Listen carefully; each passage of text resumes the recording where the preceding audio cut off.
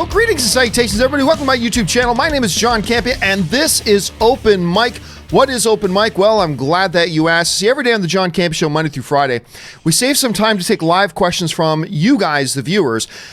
But here on the weekends, that's all we want to do. It's just all wide open mic, talking about whatever it is, the things you guys want to talk about as we hang out here together on the weekend. Now, you got to forgive, we're starting the show a little bit earlier today than we normally do on the weekends, but that's primarily because I got a lot of stuff I got to do this weekend, so I decided to move Open Mic just open over and start a little bit early today. And I hope you guys are already having a great weekend. I know I am already. I'm looking forward to seeing the big UFC fights tonight. Big heavyweight title fight tonight, guys. Stipe versus DC. It's going to be good.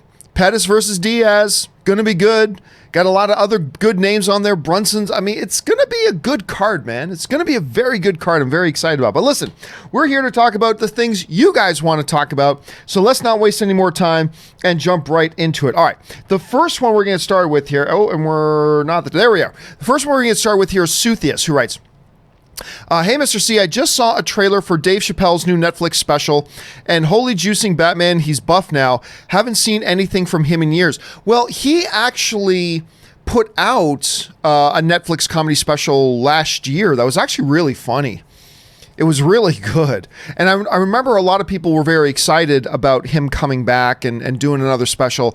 So I saw that one last year. I did not see the ad for the new one, but I know I'm excited to see it. So I'll watch the promo for it, but I'm very excited to see the special again because, like I said, the one he did last year was really, really good. So has he gotten himself jacked up? Maybe he's got something come up. Who knows? All right, Suthius also writes, are you doing Halloween Horror Nights at Universal this year? Yep, we go every year. Movie-themed scare houses are Us, Stranger Things, Ghostbusters, and House of a Thousand Corpses. Yeah, I mean, I'll be honest with you. So we go every year, at least for the last like 3 or 4 years, we go every year. Always have a very good time. But honestly, they're all the same. I mean, every horror house you go into, they're all the same. It's all the exact same stuff, just with a different wrapper on it. Like you go into like one will be a Walking, well, the Walking Dead has a permanent feature there, one, but you know, one will be this movie, but it's all the same things that happen. Creepy things in there, people jump out at you, puffing air, all this kind of stuff. And it's a lot of fun. So I have no problem that every single, but that's why whenever they announce every year for Halloween Horror Nights, oh, one of the themes this year is this movie. Who cares? It's still just going to be the same thing. It's going to be a creepy atmosphere. You're walking through it, except the room is going to be decorated like this movie instead of decorated like that movie. But it's still going to be all the same things. You're going around dark corners with whatever and people jumping out of the walls at you. And it's a hell of a lot of fun. It is. It's especially great to go with my brother-in-law, Ray, who does the graphics for the show, because Ray gets terrified at these things. It's a lot of fun. But yeah, I generally don't get all stoked up about which movies they're doing because, again, they're all the same thing. And I've got no problem with that, because it's still a lot of fun. Anyway, Suthius then follows up. So Seth Rogen has executive produced The Green Hornet, Preacher, and The Boys. I like this creative side of him. Can't wait to see him in the future. I mean, it's that's the thing about executive producers. You never know what they actually do on the film. You know what the lead producer does, but executive producer is kind of this nebulous title that can mean they made a couple of phone calls for the movie and got an executive producer credit. Or it means they purchased the rights to something and then gave it to these filmmakers and that makes them executive producer. Or it could mean that they worked very hard for months on it and got a credit of executive producer. Like an executive producer is a bigger title than, say, co-producer, associate producer, all that kind of stuff, which can be much, much smaller stuff. But the executive producer credit is very, very nebulous. So I'll be honest with you, I don't know. Like with Green Hornet, we know he was heavily, heavily involved with Green Hornet. Obviously. Preacher, he was pretty involved with Preacher. I'm not sure how involved he was with, I think he meant Good Boys. Anyway, I'm not quite sure how involved he was with Good Boys. But I don't know. I am a Seth Rogen fan, though. That dude's hilarious. I'm a Seth Rogen fan. It's cool to see a guy who can be so good on camera and be actively involved off camera as well. I just don't know how much of that to attribute to him. I'm not saying we shouldn't attribute anything to him. I'm just saying I don't know. That's the only thing I'm saying at this point. Let's see. The Rock isn't just big because of wrestling acting fame. He's also a huge business tycoon, from business with Under Armour and having his own tequila. Yeah, but that all came from his existing celebrity. He was only able to do that because of his existing celebrity. It's like saying Ryan Reynolds isn't just famous because he's an actor. He also owns this gin company. This, what is it, American something? Anyway. Well, yeah, but he was only able to do that because he was a famous actor. So one kind of stems to the other. Let's see. Baby had woken me up. Now I can't go back to sleep. I haven't had that problem yet in my life, but I'm sure it's coming. And then last one from Suthius. When my wife sees me watching anything on YouTube, she's fine. When she sees me watching you, however, you're watching that again? Cambodian Fury. Yeah, and actually I get that from my own wife. You're doing that again? Honey, it's my job. I know, but you're doing it again? I get that all the time too, Suthius, so I feel your pain, my friend. I feel your pain. Okay. Next up, Gene Kelly writes, Part 1. Some remakes wouldn't work based on time period and generations. Home Alone was made before cell phones, before neighborhood watch apps. The kid would be home alone for maybe 5 minutes. Bill and Ted was made in the grunge slacker era when rock music was king and stoners were taboo. Today, that isn't so charming. Yeah, but see, here's the thing, Gene. That's where adaptation comes into play, right? That's where adaptation comes into play. And see, some might argue, Gene, that those differences in eras are actually what positions those films to possibly be good remakes, because you can update them and adapt them. And that's something I look for personally, Gene, when I'm looking at a movie. See, for me, the rules of a remake are this. Not really rules, but to really position a movie well, to be a good qualifying candidate to be remade is, number one, the majority of the current audience hasn't seen it. And unfortunately for something like Home Alone, there's a lot of the modern movie-going audience has not seen Home Alone. I know that feels totally weird for anybody over 30 to say, but there's a lot of people under 30 who have never watched. I'm not saying everybody. I'm just saying there are more people than you think under 30 who haven't seen Home Alone. So there's something like that. Number two, it could benefit from modern filmmaking techniques, whether that's visual effects or other new motifs that have been incorporated in films. I think Home Alone could benefit from that. But one of the other ones to me is that a change in culture automatically gives it a new context, right? So you can do Home Alone, but it just means you have to come up with something new, because you're absolutely right. Just the straight basic premise of the original Home Alone doesn't work today. So it means you'd have to adapt it and come up with some story, reason, and hook as to why this situation would happen. And instead of me thinking that prohibits it from being remade, I actually think that makes it a good candidate to be remade. Same thing with your really good Bill and Ted example. You've got to change the context. Keep the story, change the context a little bit to make it more applicable to modern society. So how does that look today? And again, while I agree with you, I think this is a really good observation, Gene, about the difference in the context between them and now. But the difference between us is that you look at those things and see those as being prohibitive factors, and I can see why. Whereas I look at them and I think that makes them good candidates to be remade, because it offers you the opportunity to take that story and now put it into a completely different cultural context to see how would that look today, you know? And personally for me, I think that's an interesting factor that you can bring into a remake. And look, I'm totally fine too with stories that are just straight remakes. I'm totally good with that too. Things that you don't have to change, I'm fine with that too.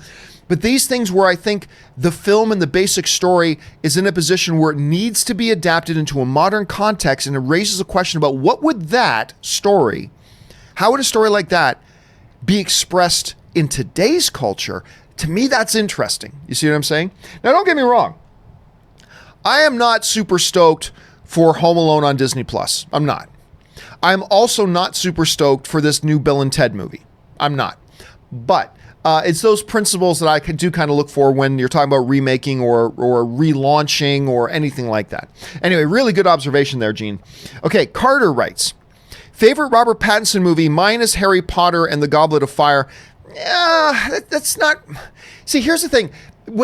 Sometimes people bring up favorite this person's movie, but then they'll mention movies that it's not even their movie. You know? They'll mention movies that aren't even their movie. Yeah, does Robert Pattinson appear in Harry Potter and the Goblet of Fire? Yeah, he appears in it, but is that by any stretch of the imagination Robert Pattinson's movie? No. He's not even amongst the top 5 or 6 credited for that. Actually, let me just check this out for a second. Harry Potter, Goblet of Fire, IMDb. Hold a second. Harry Potter. I blew it. Sorry. Goblet of Fire, IMDb. There we go.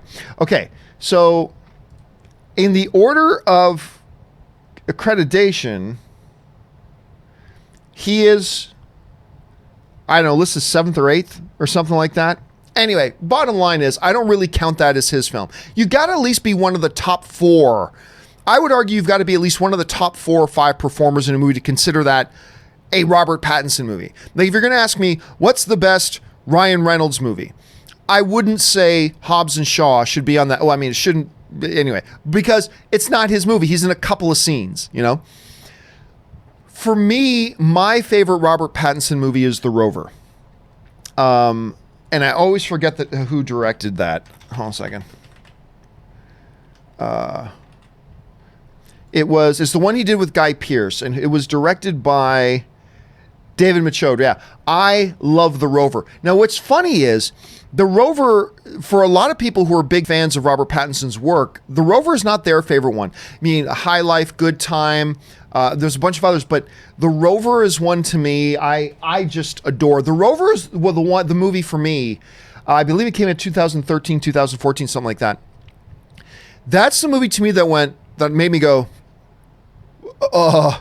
this Twilight kid can act. Like, holy crap. That's the movie to me that really made me jump up and take notice. So,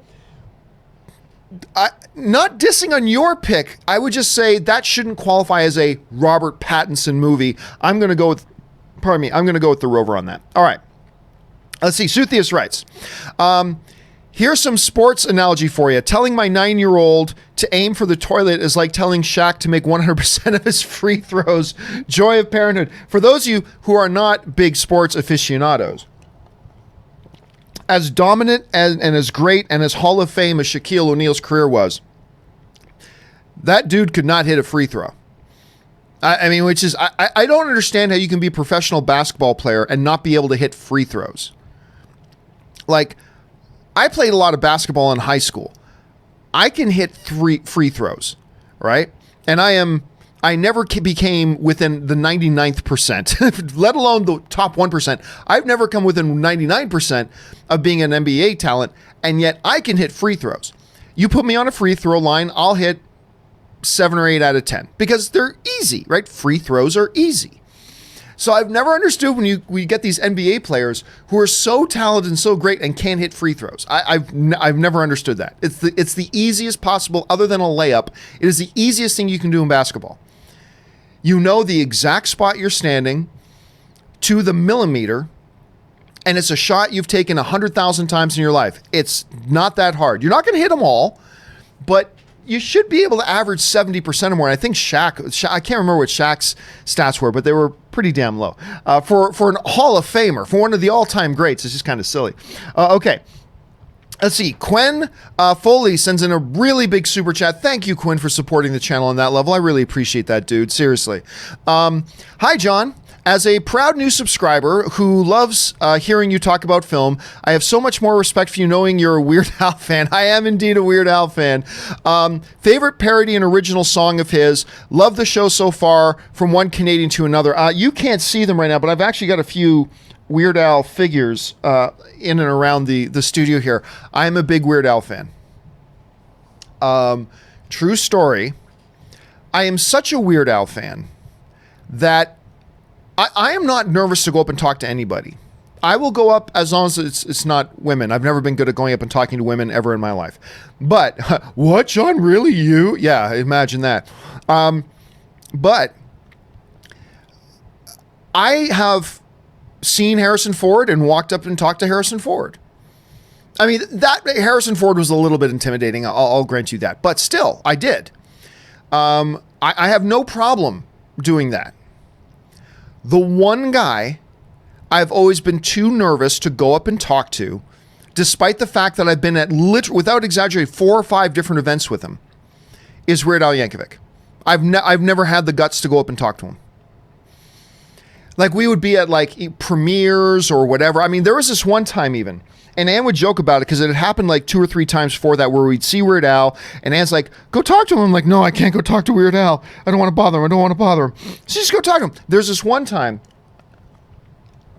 we were at a premiere, and Weird Al was there. And we see him in the before the movie starts, we see him in the lobby of the theater where the premiere is being held. And Ann's like, John, this is your chance. Go talk to him. I'm like, no, I can't go talk to him. He's too busy. I don't want to bother him. I was just chickening out. But then after the premiere's done, you get herded out of the theater, and usually the after party is somewhere within a block or two, right? Usually the after parties for these things are within a block or two. So this particular premiere was right down in Hollywood on Hollywood Boulevard. And as is often the case, the after party was in this place called the Hollywood and Highland Center, which is like 3 or 4 levels, and there's big clubs in there. And so you got to go up these escalators. And so we're being herded out, and we're standing on an escalator, and Ann elbows me, and we realize on the step right in front of me on the escalator is Weird Al Yankovic. She's like, talk to him. I'm like, no, I can't. I was so scared. I was just scared. I've never been scared about going up and talking to anybody. But I have always been scared, even when I've been there and physically standing right beside him, I have always been too scared to go up and talk to Weird Al. Go figure. I don't know. Okay, so favorite parody of mine is Yoda. Met him in a swamp down in Dagobah. Yoda. I think my favorite original of his is probably Good Enough for Now. You're not perfect, but you're good enough for now. That's probably, which is the most romantic song of all time. I Want to Be Your Lover is also a really good original of his. But yeah, I'm going to go with Yoda. I'm going to go with Yoda, Quinn, is my all-time favorite. And he's got some great ones. He's got some all-time great ones. But I'm going to go with Yoda on that. All right, thanks a lot for that, Quinn. Okay, next up. Nathan Oswald writes, rest in peace, Peter Fonda 79. Yeah, I heard about that. You know, it's funny. I just saw him at Comic-Con a couple years ago. And one of the things that jumped out to me, he was already in his 70s and stuff like that. But what jumped out at me is just like how like in great shape he was. I'm not saying he was big and buff, but like normally when you see somebody getting into their mid 70s and stuff like that, you know, you see them starting to slow down, which is totally understandable. I mean, by today's standards, mid 70s still isn't all that old, but you know, you start to slow down a bit. Maybe you don't walk as briskly or have the same energy level. But I remember seeing Peter Fonda a few years ago at Comic-Con, and he was just like walking around like a 30-year-old. I mean, like he just seemed like he was in good shape. He was completely mentally sharp. He was like all that kind of stuff. It was really a shame to hear about him passing, and sad day. Thanks for bringing that up, Nathan. I appreciate that. Jaron Morris writes, hey, John, hope as well. Boston Legal, I used to love Boston Legal, okay? Boston Legal is such a great show. My top 3 shows, actually, but I don't know why. I don't know if that would work today. I completely believe Boston Legal would work today. I'm just trying to remember the year span of it. See, Boston Legal was actually a spin-off. Boston Legal was a spin-off show of another show called The Practice, in which some of the characters appeared and they decided to do a spin-off show. But you're talking about William Shatner, who everybody forgets won multiple awards for that show. Let me just bring it up here. Where are the awards? Okay. In the awards category, so William Shatner was nominated for a Golden Globe. Well, he won the Golden Globe once. He was nominated 2 other times. He was nominated for Best Supporting Actor in a Series for the Emmys 1 time that he didn't win. Sorry. Twice that he didn't win. And he won the Emmy 1 for Best Supporting Actor 2, 3 times. He won 3 Emmy. See, as much as everybody thinks about William Shatner, all right, and we instantly think Star Trek. Of course we do, obviously. His biggest success was actually Boston Legal, where he was nominated for Best Supporting Actor in a Series 5 times for 5 Emmys, won 3. And James Spader, who also won a couple of Emmys for that. And that's what made the show to me. What made that show for me was the dynamic between James Spader and William Shatner. Because one of the things that I love, my favorite part of that show, was at the end of every episode. I'm sure not every episode, but as I look back, I think about it though. But at the end of a lot of the episodes, they would end the show with this rooftop balcony at this prestigious law firm overlooking the city, and these 2 big leather chairs. And it would always be William Shatner and James Spader sitting in these leather chairs at night with bourbon or brandy in their hands and smoking cigars and basically reflecting on the moral of the story of whatever that week's episode was, right? And I remember I just love those. And it was all about the banter between these 2 characters. Honestly, guys, seriously, if you've never watched the series Boston Legal, I would highly recommend you look it up. I don't know if it's on Netflix or Hulu or Amazon Prime. I don't know where you find it, but if you've never seen Boston Legal, I highly, highly encourage you to check it out because I loved that show. Now, it's not a top 3 for me necessarily. It's not in my top 5 either, but I did adore that show. I loved it. And a lot of people forget it was indeed a spinoff from The Practice. All right. Thanks for bringing that up, Jaron. Okay. Jared McBride writes, the scene in Endgame sends in a really generous super chat. Thank you, Jared. Thanks for supporting the channel at that level, man. The scene in Endgame when Scarlet Witch is fighting Thanos and she says, "You have taken everything from me." And Thanos says, "I don't even know who you are." And she says, "You will." That gives me chills every time I get goosebumps. Look, other than Avengers Assemble, that might be the single best line in that movie. And it's all about the delivery. Because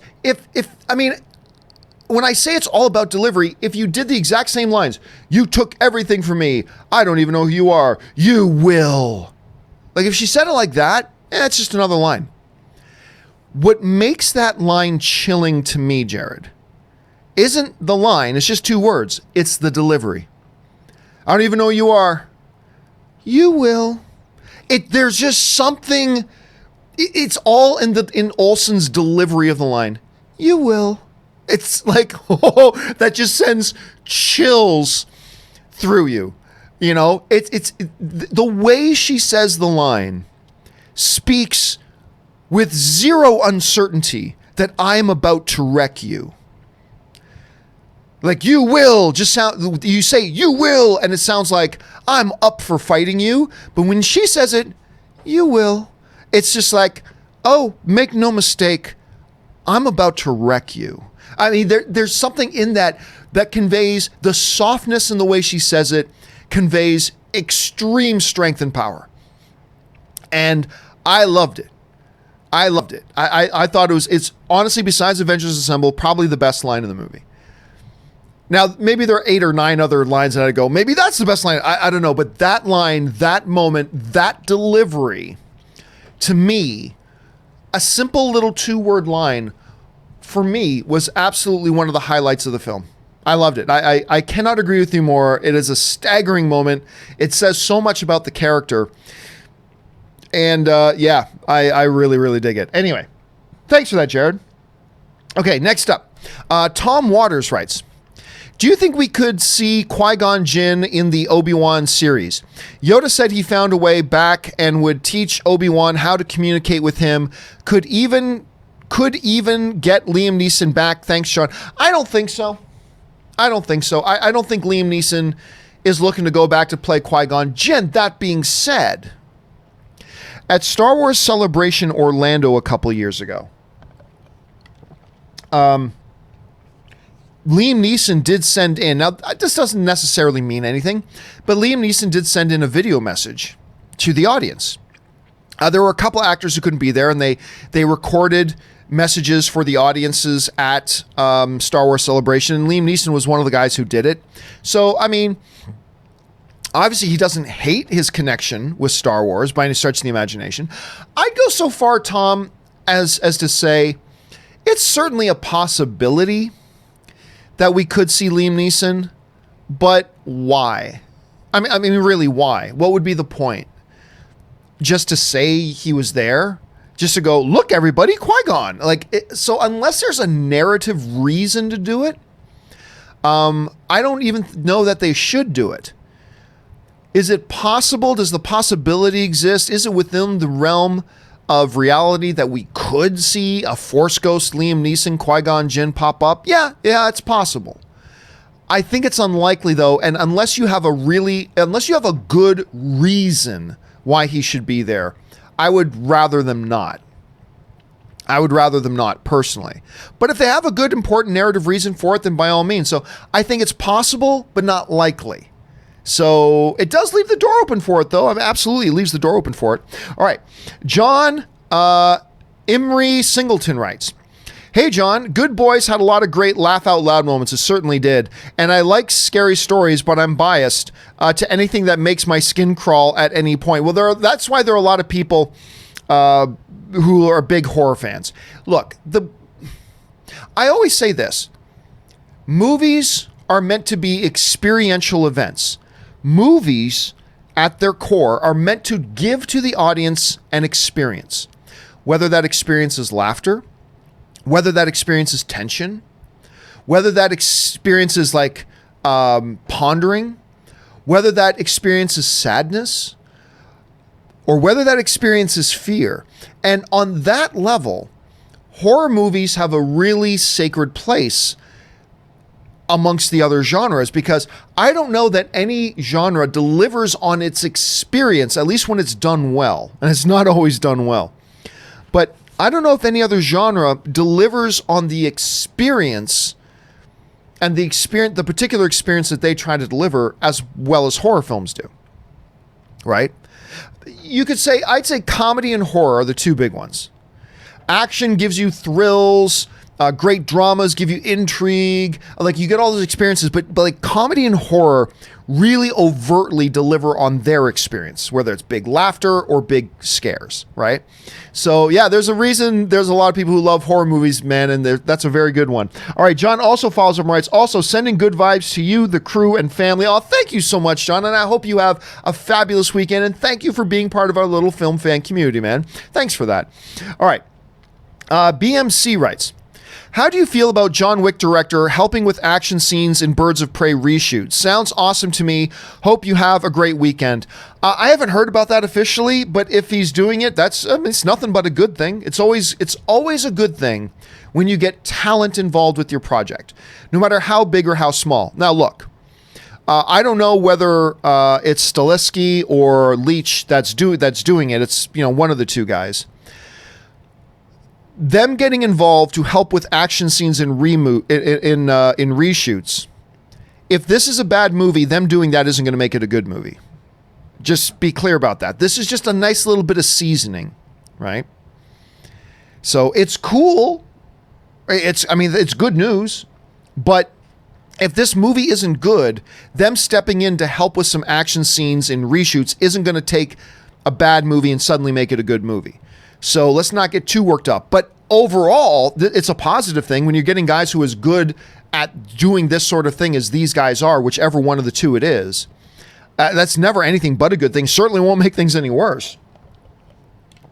So it's a good thought. It's a good thought. Again, I haven't heard about that officially myself, so I don't know if that's a rumor, if that's a real thing. I'd have to look that up. But if it's true, thank you for sharing that with me, BMC. All right. Chris Hamilton writes, R.I.P. Peter Fonda. Yeah, we talked about that a little bit earlier. It was such a shame to hear about that. Honestly, it was 79 sounds old, but by today, it feels like it was kind of young. Feels like it was kind of young. It's just a sad thing. Anyway, Chris Hamilton also writes, thoughts on the Kill Team trailer. Never heard of it. No idea what it is. Let's see here. Oh, it's an A24 movie. Nope. I am completely unfamiliar with it. I have not seen the trailer myself, so I can't. So unfortunately, I can't comment on it. Film Chris writes, as you are reading this, I am watching Once Upon a Time in Hollywood, hopefully having a good time, and also binged Mindhunter Season 2. Amazing. I knew Mindhunter Season 2 is now out, and I knew days ago that I wouldn't be able to watch it until at least next week, because my weekend is booked, and I love Season 1. I thought Season 1 was fantastic. I've been so excited for this one. I like Once Upon a Time in Hollywood. It's not, as I mentioned before, it's not in my upper echelon of Quentin Tarantino films, though. It's certainly not in the top half. I'd say it's probably one of my least favorite, maybe second or third least favorite Tarantino movies. I still liked it. I still had a good time with it, but I had a number of issues with it. I'll be curious to hear what you thought of it when you have a chance, man. Film Chris writes, Pettis or Diaz? I got a feeling Diaz. Look, Pettis he's looked pretty good lately, but he hasn't been the same fighter since he was the champ. And Diaz, he seems to fight to the level of the stage, and because I've seen him lose fights to guys he shouldn't have lost fights to, but then you see him go in there and beat up Conor McGregor, right? So I mean, you never know. But I'm gonna go Diaz on this. He's like, for such a loudmouth, all this stuff that he is a shockingly technical boxer. He is so smart and technical and so technically sound with his striking, particularly his boxing. Him and his brother Nick both. Nick and Nate Diaz are just, and then if it goes to the ground, I mean, I've seen Nate Diaz submit the best of them, right? I've seen him submit the best of them. So I think it's going to be a fantastic fight. I'm not going to be surprised if Pettis wins, but if I got to pick one or the other, I'm gonna guess that Diaz wins that fight tonight. Film Chris writes, funny how I got my research about Manson from Mindhunter 2 literally a day before seeing Once Upon a Time in Hollywood. LOL. Also, the Manson scene. Wow. Yeah. The Manson scene. Wow. That's all I'm gonna say. That's all I'm gonna say. The Manson scene. Wow. Unless you're talking about the Manson scene from Mindhunter 2, which I have not seen and I cannot comment on. But it's funny watching. I went to go see Once Upon a Time in Hollywood for the second time, and Anne came with me because she wanted to see it. And we're talking about the movie when we're leaving, and then I realized Anne didn't know about the Manson murders. I mean, I think a lot of us just assume everybody knows about them, but a lot of she didn't. We were talking after them. She goes, and I was explaining the Manson murders after the movie was done. She goes, oh, that's why they did this in the movie. I'm like, yeah. So it's actually kind of funny on that level.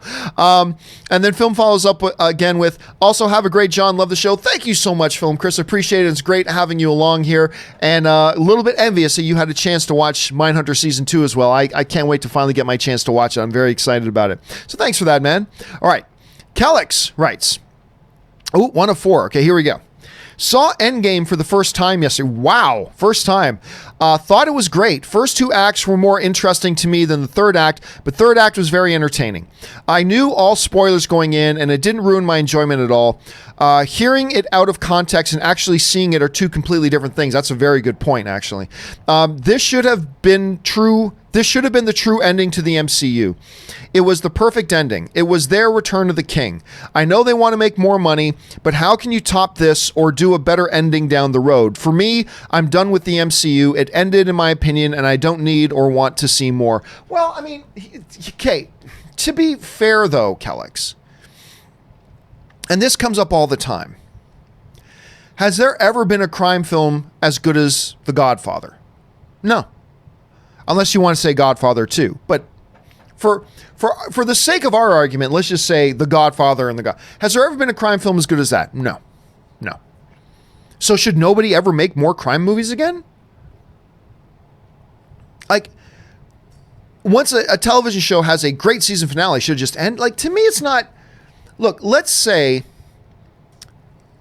just because they had a great ending to that chapter...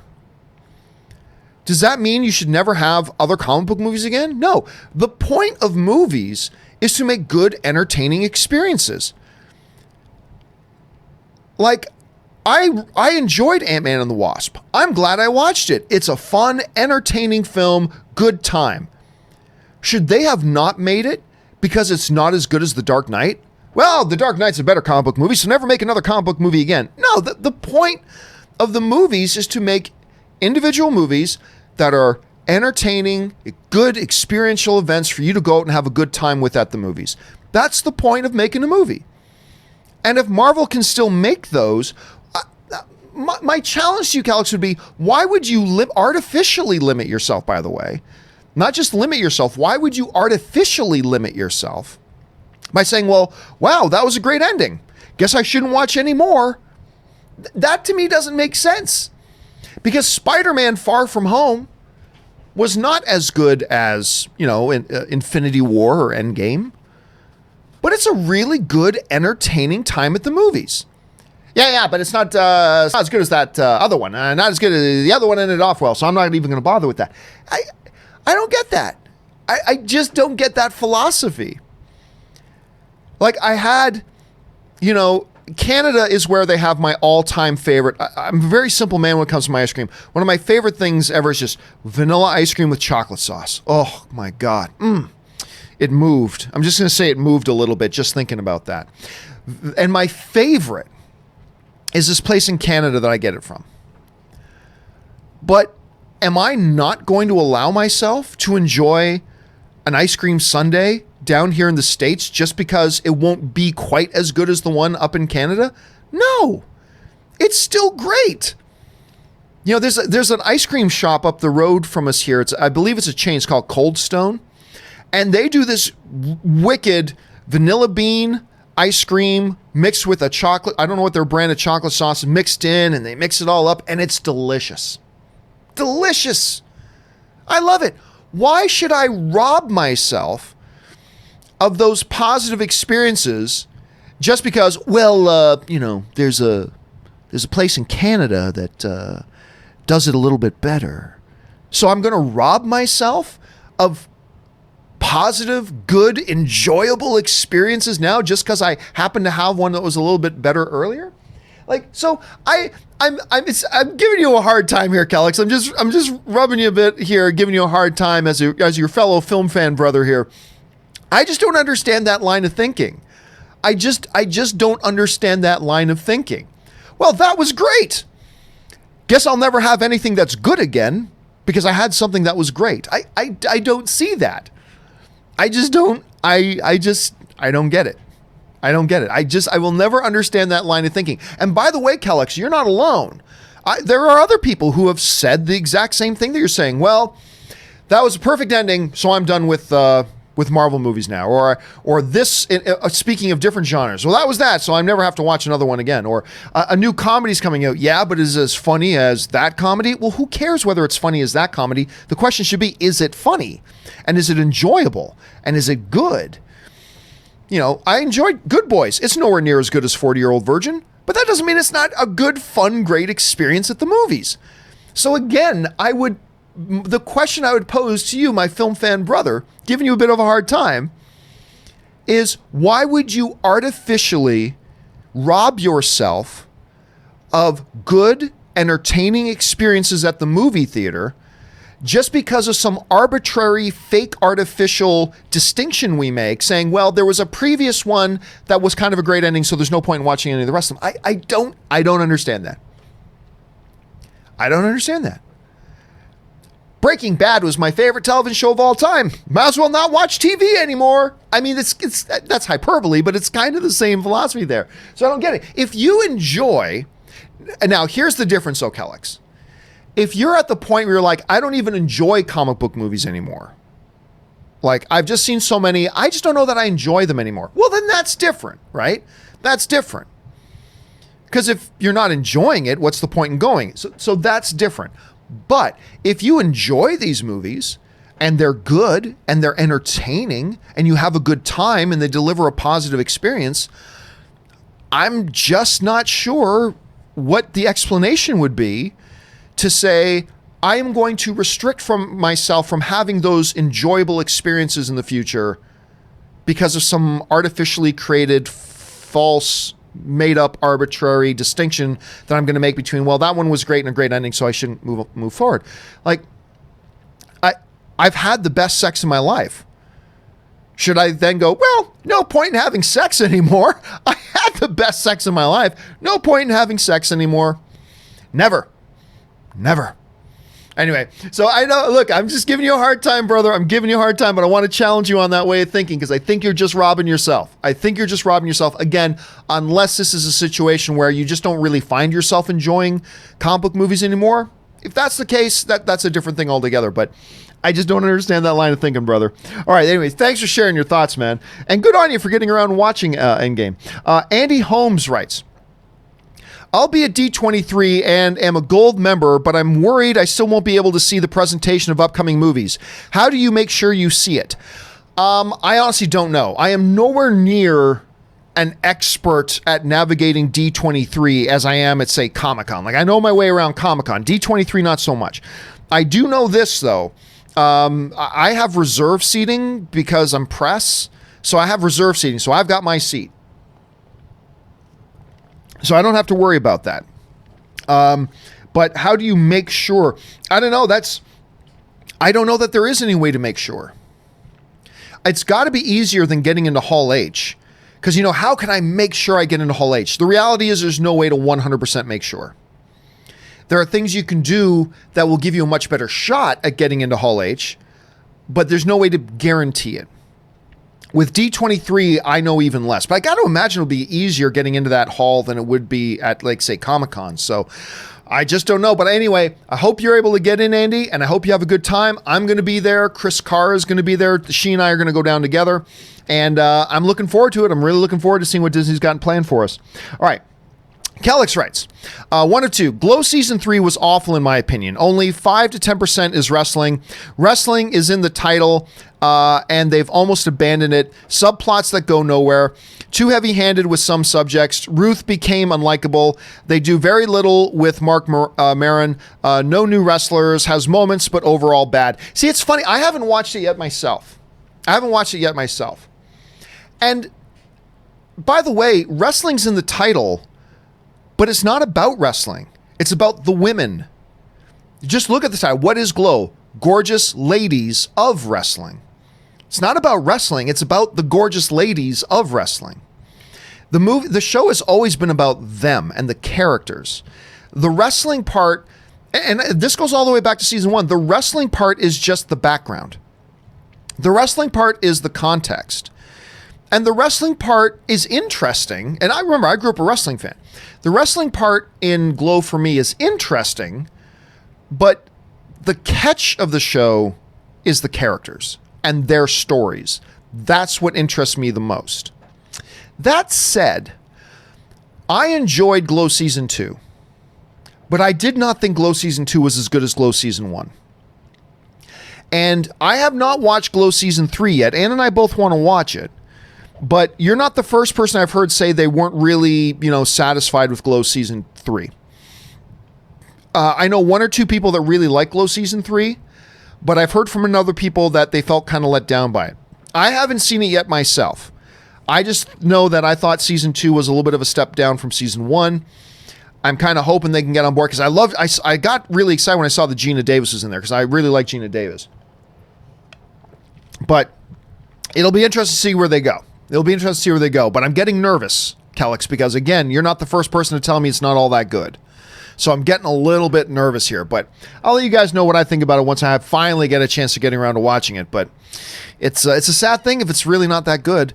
Clay Woodley writes, just to give you an idea of how dominant Disney has been, of the 43 films in the $1 Billion Club, 23 are Disney films. 23 are Disney films. The studio that has the second most is Universal with 7. Yep. And a lot of that has been the last few years. I mean, just this year alone, 5 new members of the $1 Billion Club joined, and they're all Disney films. Oh, no, that's not true. 6 films have joined the $1 Billion Club this year. One of them is a Sony film, that's Spider-Man Far From Home, but 5 of them are Disney films. So that big dominance, a lot has come in the last few years. It's still, to me, wild to think out of all the century-long history of Hollywood, with like 900 films coming out a year, that only 43 in history have joined the $1 billion club.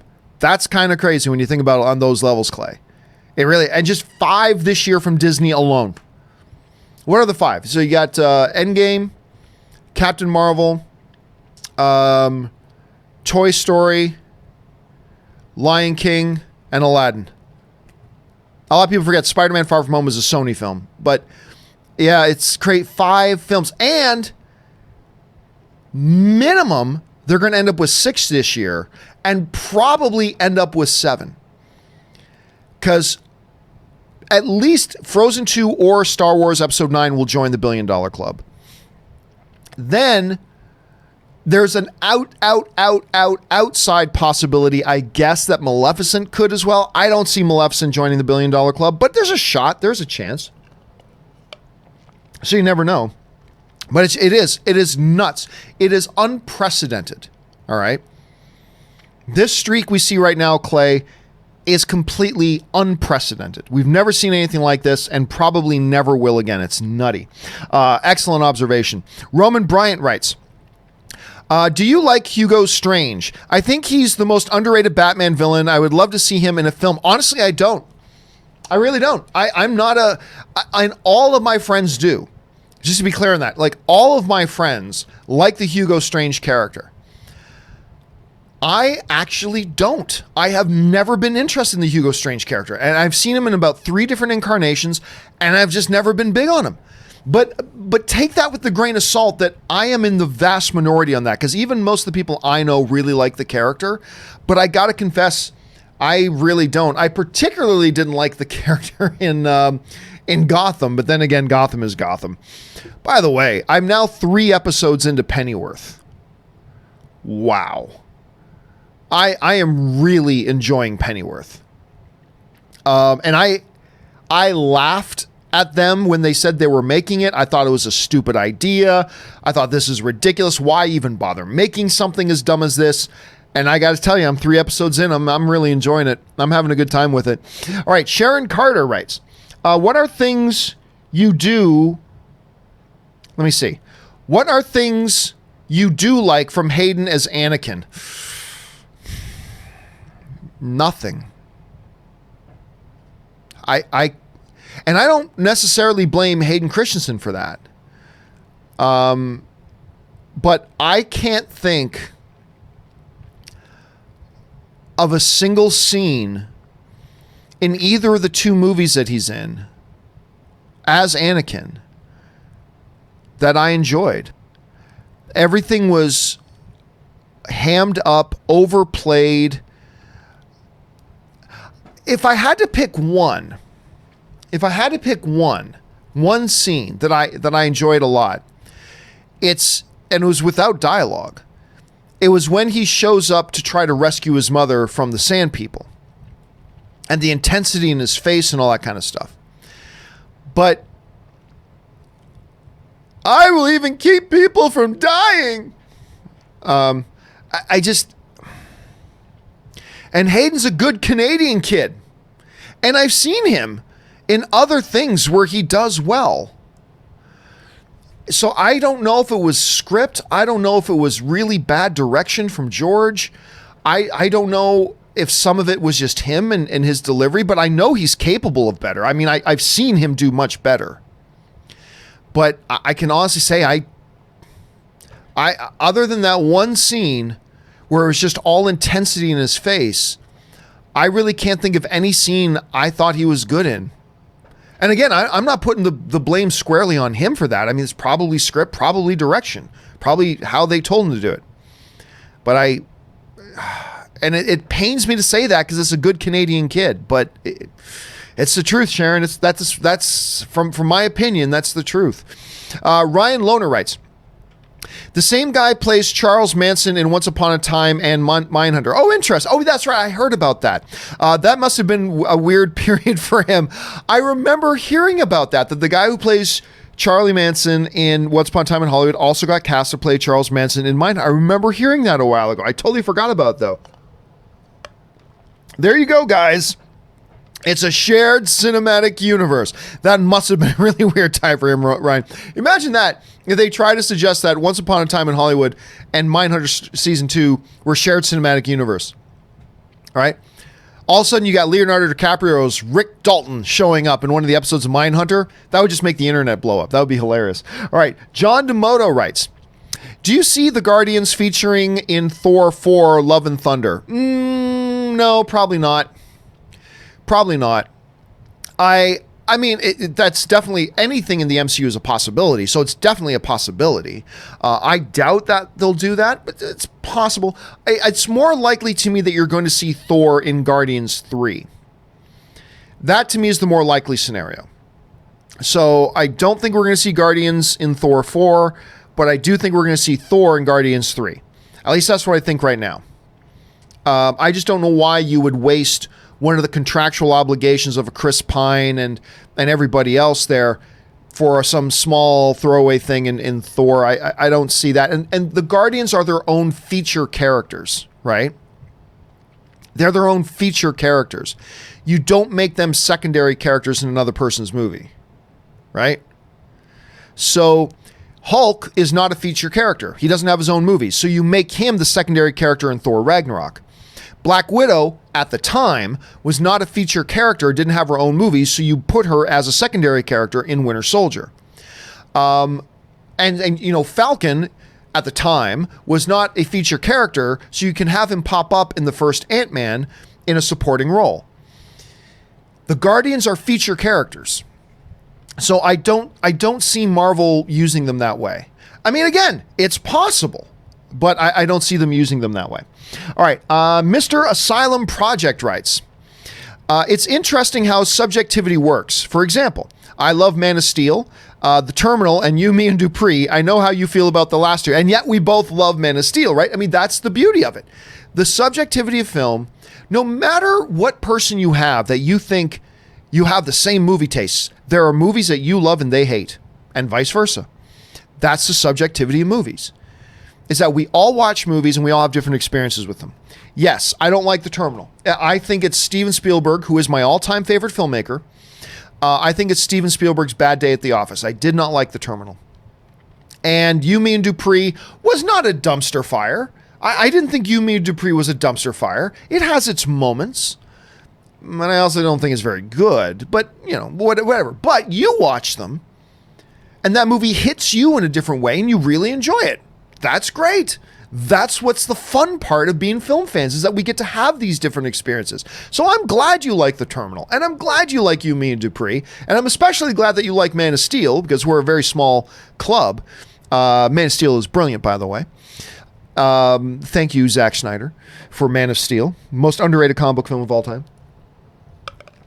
But yeah, that's the great thing about it, Asylum. All right.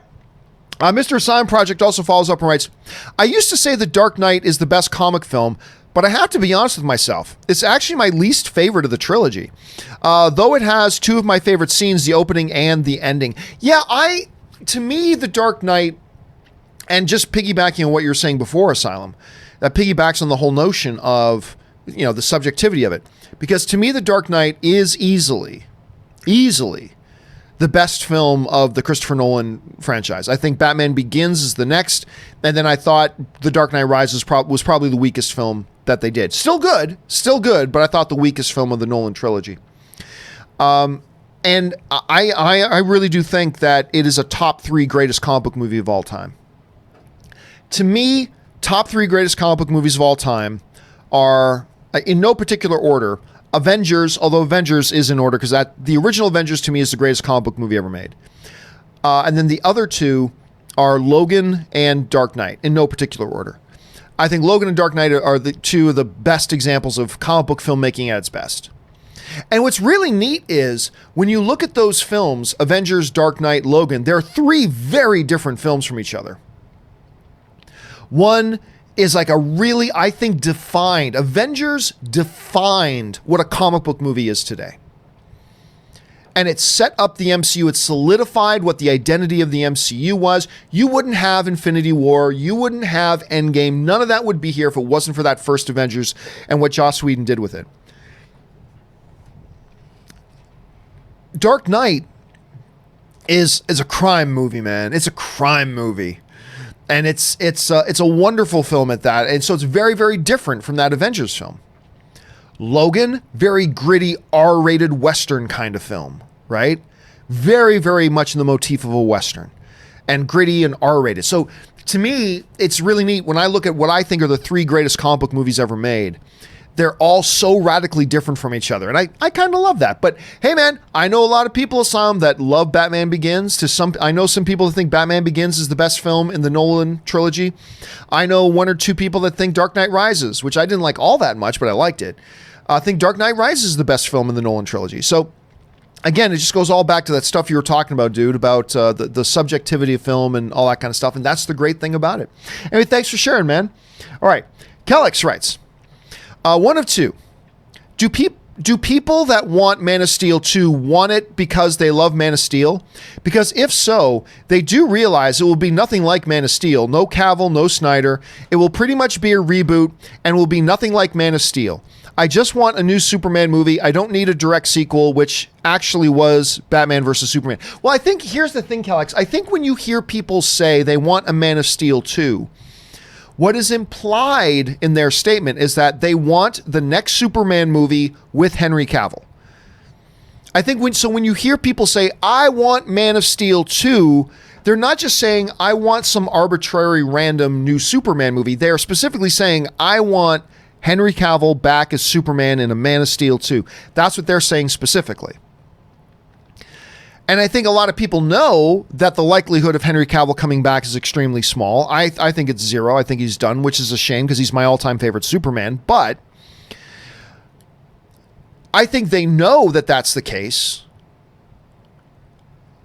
But when they're saying, I want Man of Steel 2, that I think for the most part, what most people are saying when they say those words is what they are implying is, I need Henry Cavill back as Superman in a Man of Steel 2. So, yeah, they know that they're probably not going to get Henry Cavill back. But then, see, to them, in their mind, then that's not Man of Steel 2. That's a new Superman movie. And that's fine. But when they say, I want Man of Steel 2, they're saying, I want Henry Cavill back as Superman in a follow-up to that first Man of Steel. And I think they understand that. And I think they're on board with that. For the most part. And anything else other than that, to them, isn't Man of Steel 2. Anything else other than Henry Cavill back to them is just a new Superman movie. Which might be better than Man of Steel, who knows? But I think they get it. I think for the most part they get it. But it's going to be interesting to see, and it's still... I don't know why Warner Brothers doesn't have any plans for a new Superman movie. They totally should. I'm with you, man. I want to see a new one. All right. Derek Grigg writes and sends in a really big super chat. Thank you, Derek, for supporting the channel on that level, man. I really appreciate it. Derek writes, I know you're a big Weird Al fan. Another person wants to talk about Weird Al. My favorite song of his is White Nerdy. Getting going right and nerdy. The only thing that I fight hard is, do I like Kirk or do I like Picard? Anyway, is White and Nerdy. In the music video, he makes a back alley deal for the Star Wars holiday special in the videotape. What are some of your favorite work from Weird Al? Well, it's funny that you bring that up because somebody just asked that a bit earlier. Again, my all-time favorite is Yoda. That's great. Actually, one of his newer ones, Tacky, which is a play on Because I'm Happy. It's because I'm tacky, though. That is great. And the music video is hilarious. Jack Black's in the music video. It's really, really, really good. Anyway.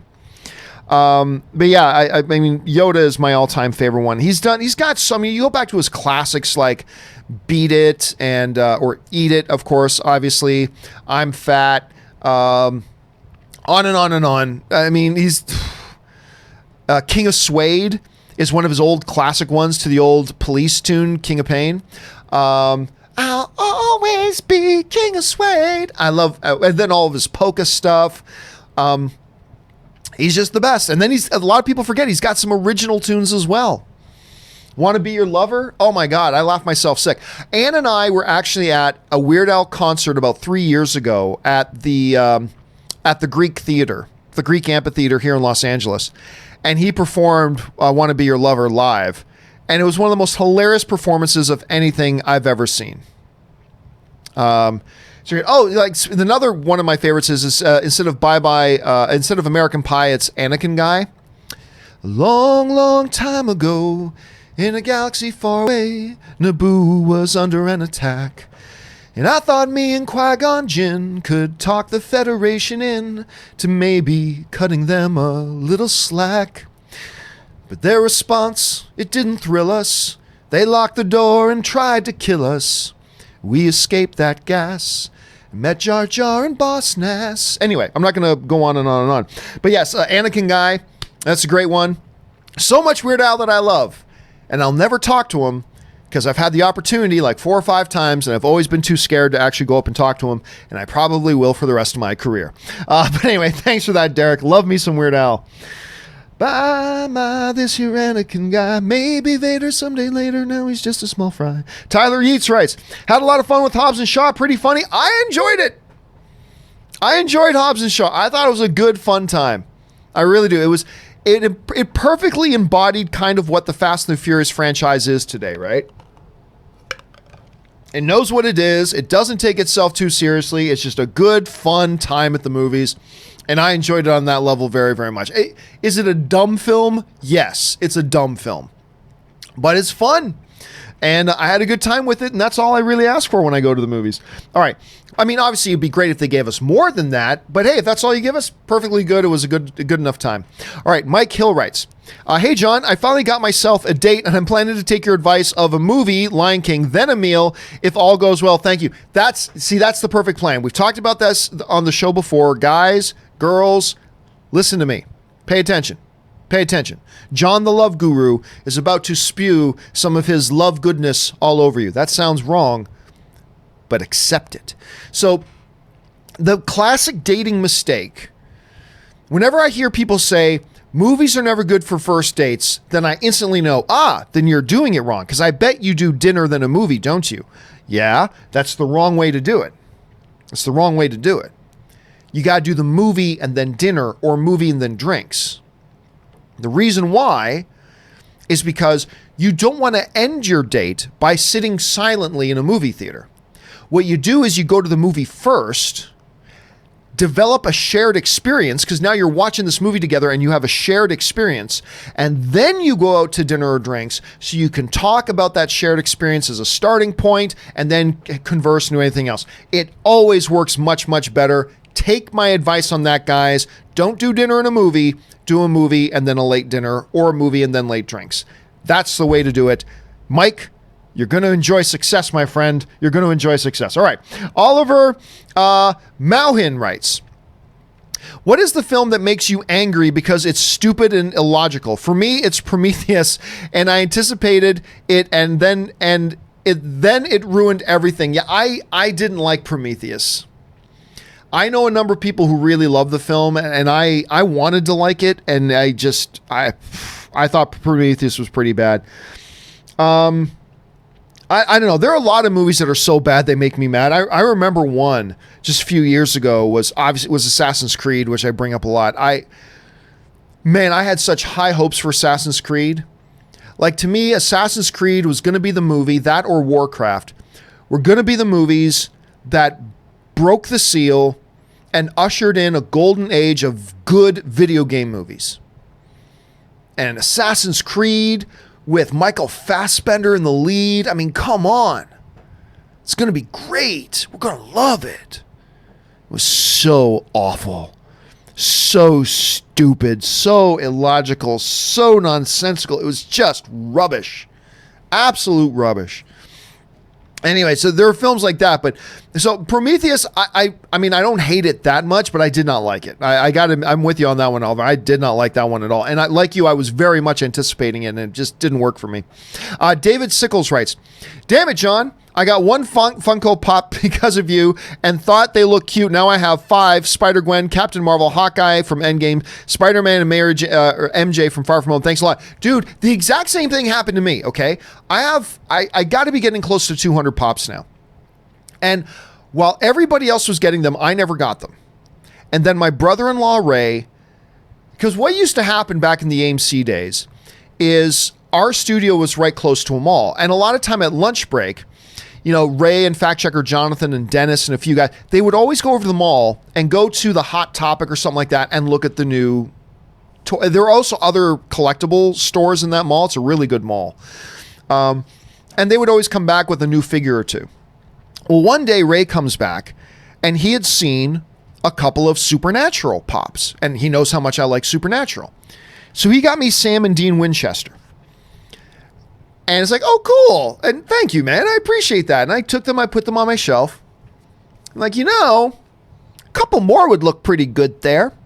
So I go and get a Batman one, and I get a Flash one, I think was my next one.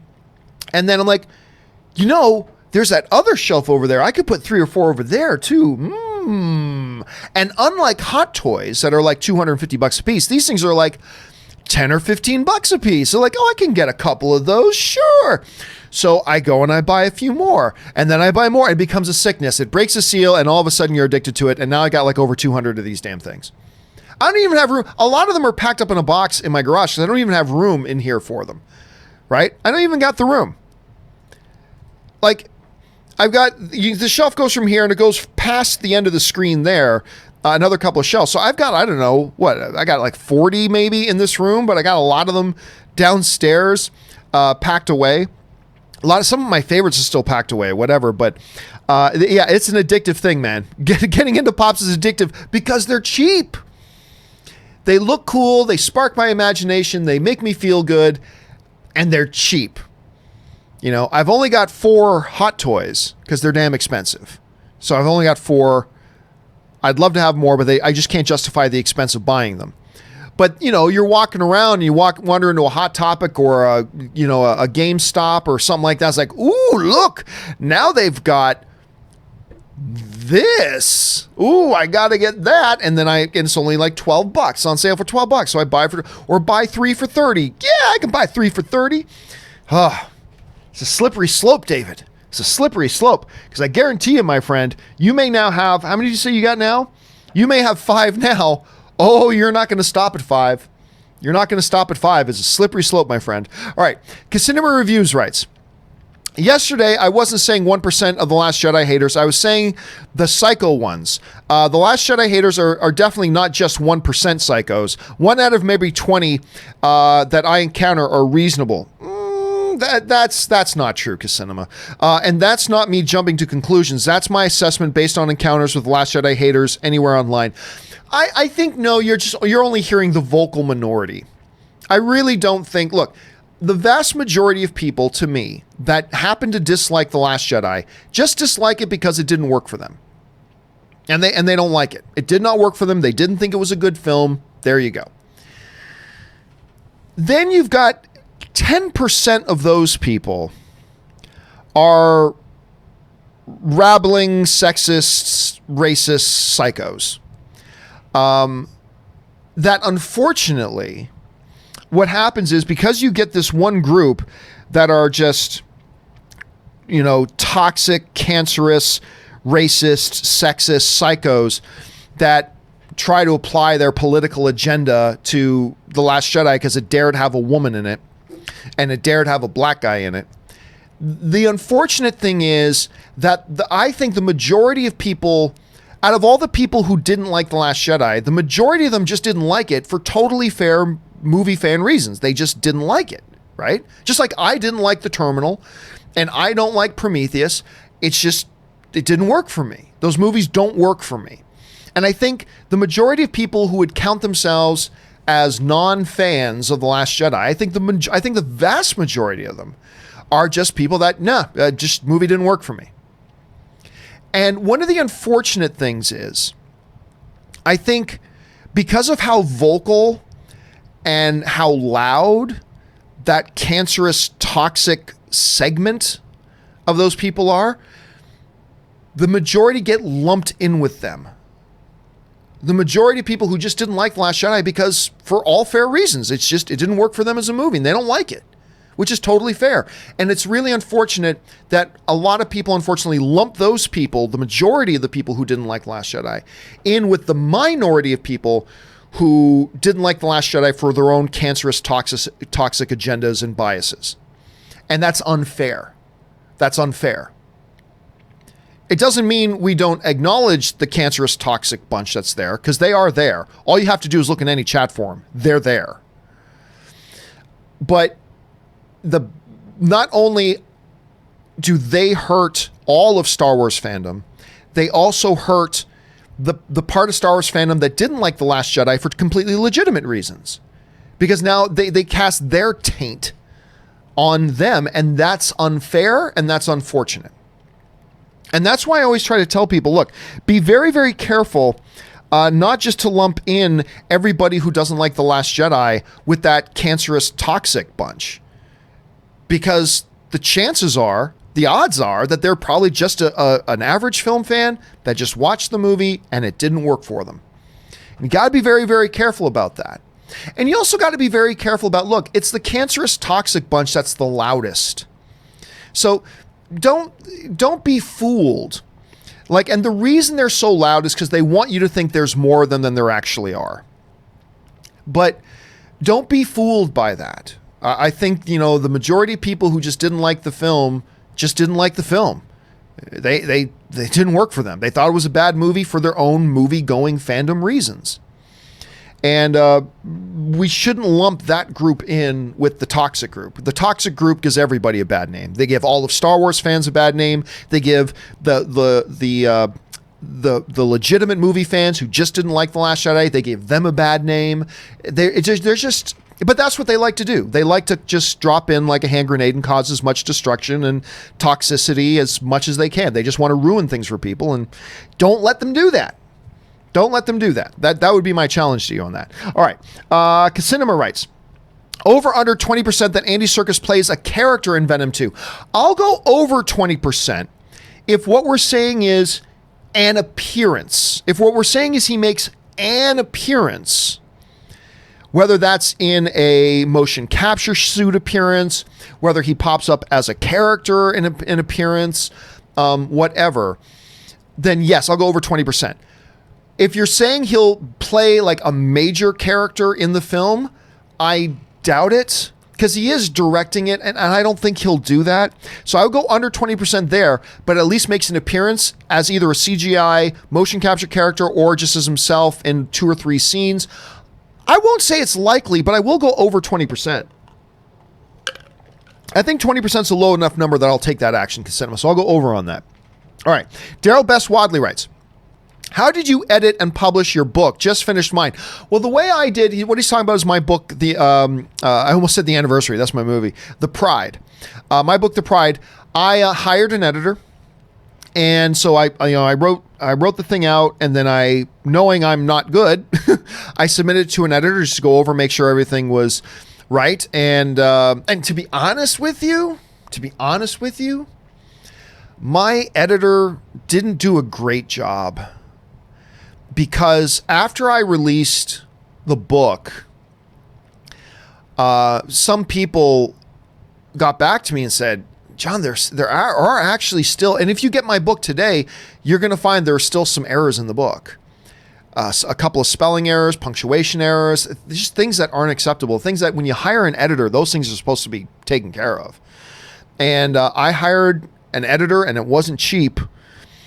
And now, granted, they fixed about 95% of my crap. They fixed about 95% of all my spelling errors, grammatical errors, punctuation errors, all that kind of stuff. It's much better. The final copy is much better than what my my personal finished version was. But apparently, my editor didn't do a great job. And I paid a lot. I mean, there were much more expensive editors I could have got, and maybe it's a matter of you get what you pay for. But at any rate. I hired an editor to go over the book and try to fix all that stuff. And then what I did to publish it, I just simply went with Amazon. That's the easiest way. You just submit all your files to Amazon, and it goes up in the Amazon store. And when people order it, they print a copy of it and ship it off. It's really doing a book yourself today is a lot easier than it's ever been. It's still hard as hell, and it took me 5 years to do it. Somebody who was way better than me and way more competent than me would have done it a lot faster, but I'm not. So it took me 5 years. But yeah, that's the best way to do it. At least to me, Daryl. At least for me. That's how it worked for me. All right. Baxter Kirkdoffer writes, "Hey, John, just wanted to stop by and say, hey, love the show. I'm watching today's open mic from the middle of my pool with my 3-year-old son. Have a great one, man." Well, thank you so much, Baxter. It's always good when somebody just wants to write in and say something nice. Man, I wish I had a pool. I'll tell you what, this place that we rent every year at Comic-Con, I think one, besides the fact that it's big and beautiful, and the lady who owns the place gives me a deal, because I guess she likes me. She gives me a deal that makes it less expensive than getting hotel rooms, which is great. So we get this big, massive mansion of a house for a very good price. Anyway, and one of the great things about this big mansion of a house is that it's got a pool in it. This glorious, glorious pool that I love so much. And that's one of the main reasons why we keep going back to this place, because they've got this absolutely kick-ass pool. Actually, let me see if I can find a picture of this, because you'll see why I'm constantly going back to this place. Where's a good picture of it? Well, here's just an example. Let me just pull this up. This is an example of the place. And yeah, the whole, man, that's me. That's my sexy feet right there. I know you're all getting turned on right that. So it's got a hot tub that sits about 6 feet, 5 feet elevated from the rest of the pool, and then overflows down into the pool. So in the pool there's Aaron Cummings, there's Ann, my buddy Ryan, my friend Spencer, who designed my gaming table, is right there. Here's a look at it from another point of view. And this is from the other point of view. This is us kind of swimming at night at the place. You can see in the back of the picture there, you can see Ann in the hot tub with her head sticking up in there. And a bunch of us just hanging out. This is with the lights on. Oh, yeah. I don't own a pool. I don't own a pool.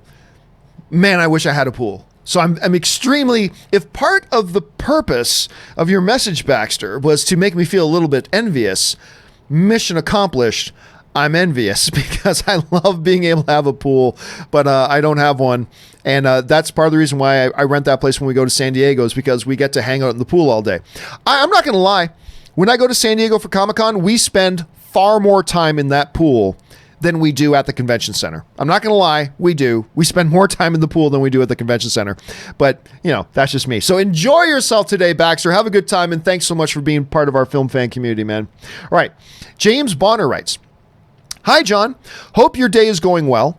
Saw Lion King yesterday on my Regal, you probably meant Regal Unlimited account.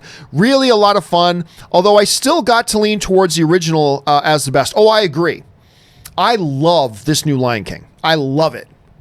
But it's not the pure, unfettered perfection of the 1994 greatest animated film of all time.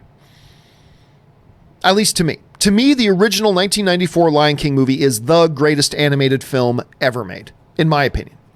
I love that. So no, is this remake as good as the 94 Lion King to me? No. But I loved it nonetheless.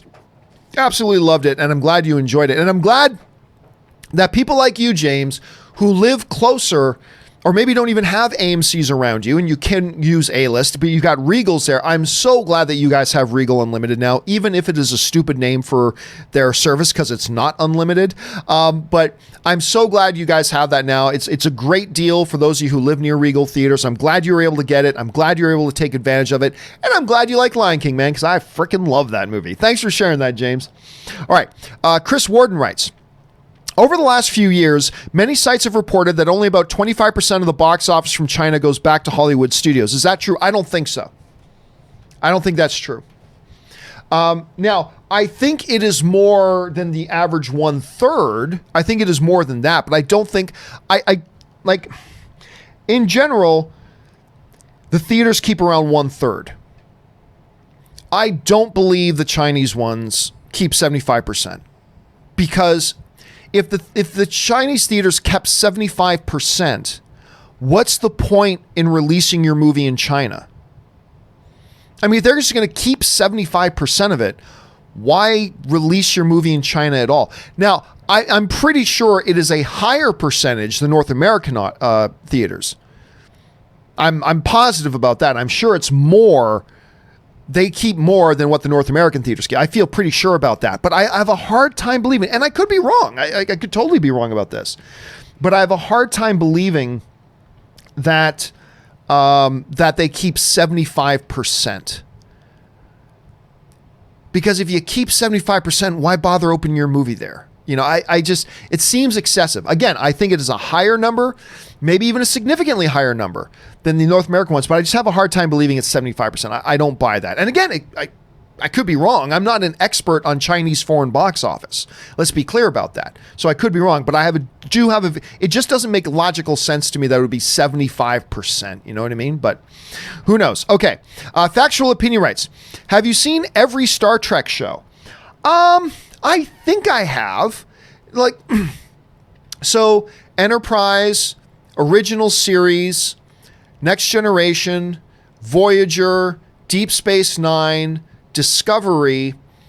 I mean, I think that's all of them. The one that you could count that I don't think I've watched is the animated series, because didn't they have an animated series? I thought they had like one season of an animated series. If that's the case, I know I didn't see that. But if that's all of them, original series, Next Generation, Deep Space Nine, Voyager, Enterprise, Discovery, unless I'm missing one, I think I've seen them all. So I think, and I can't say this for certain, but I believe I've seen them all. All right, guys. Hey, listen, we've been going for about an hour and 20 minutes now, a little over an hour and 20. We're heading into an hour and a half here. So I'm going to take a quick 5-minute break, if you guys will indulge me. I'm going to take a quick break here, go refill my drink, use the bathroom quick, and then we will be right back to continue on with all the questions you guys are sending in. So just give me a couple of minutes here, guys. I will be right back. I'll see you in just a minute.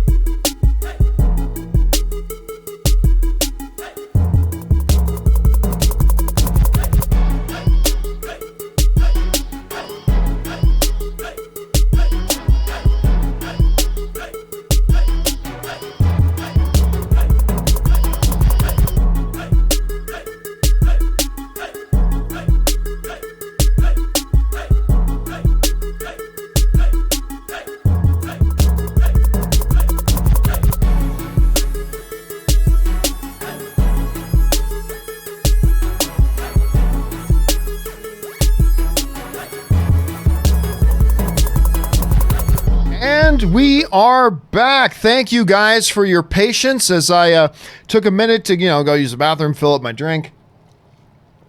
You forget, like, you're having fun, and all of a sudden you look down, it's like, oh my gosh, it's almost been an hour and a half already. So anyway, we still got a bunch more questions to get to from you guys. I'm having fun today. I hope you guys are having a good time today. Let's keep things rolling here. The next question up comes to us from A. Lopez, who writes, "Hey, John, with all the mergers and future stream sites coming, will Sony Pictures be the next one to merge? If so, will Spidey movie return to Marvel?" Number one, it is highly unlikely that Sony's going to merge with anybody. Just last year, Sony appointed a new CEO. And whereas the previous CEO was kind of iffy on their movie division, this CEO is very, very big on their movie division. He believes movies and being a movie studio is part of the future of Sony. So I don't think you're going to see that going anywhere. Sony also dug itself out of a lot of their financial problems and all that kind of stuff. Also, even if they got bought by somebody or whatever, no, depending on the circumstances, no, they wouldn't lose the rights to Sony. The best way to think of it is like this. I always put in sports terminology. Let's say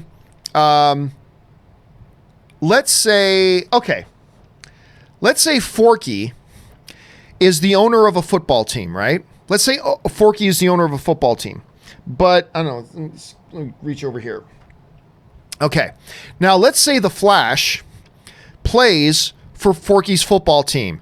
You're a great football player, Flash. Thank you, Forky. So Flash plays on the team owned by Forky. Follow me here. The Flash has a contract with Team Forky, all right? So Flash has contractual obligations to Team Forky, right? And Team Forky has financial obligations to the Flash to pay him for his services, all right? So Flash plays on Team Forky. Now, let's say that, let me reach over here. Now let's say Deadpool, toy time with John Campea. Let's say Deadpool wants to own a football team and says, hey, I want to own a football team. Team Forky, are you for sale? And Team Forky goes, hey, for the right price, I can be for sale. Fantastic. That's what she said. Anyway, fantastic. So I'm going to buy Team Forky. All right, now follow me here. Now Deadpool is the owner of Team Forky. Deadpool owns Team Forky. But Team Forky still exists. Team Forky is still Team Forky. It just has a new owner, right? So Flash, even though Team Forky is owned by somebody, Flash still has contractual obligations to Team Forky regardless of who owns Team Forky. Flash has a contract with Team Forky. And just because Deadpool came along and bought Team Forky, that doesn't remove the contractual obligations that Flash has to Team Forky.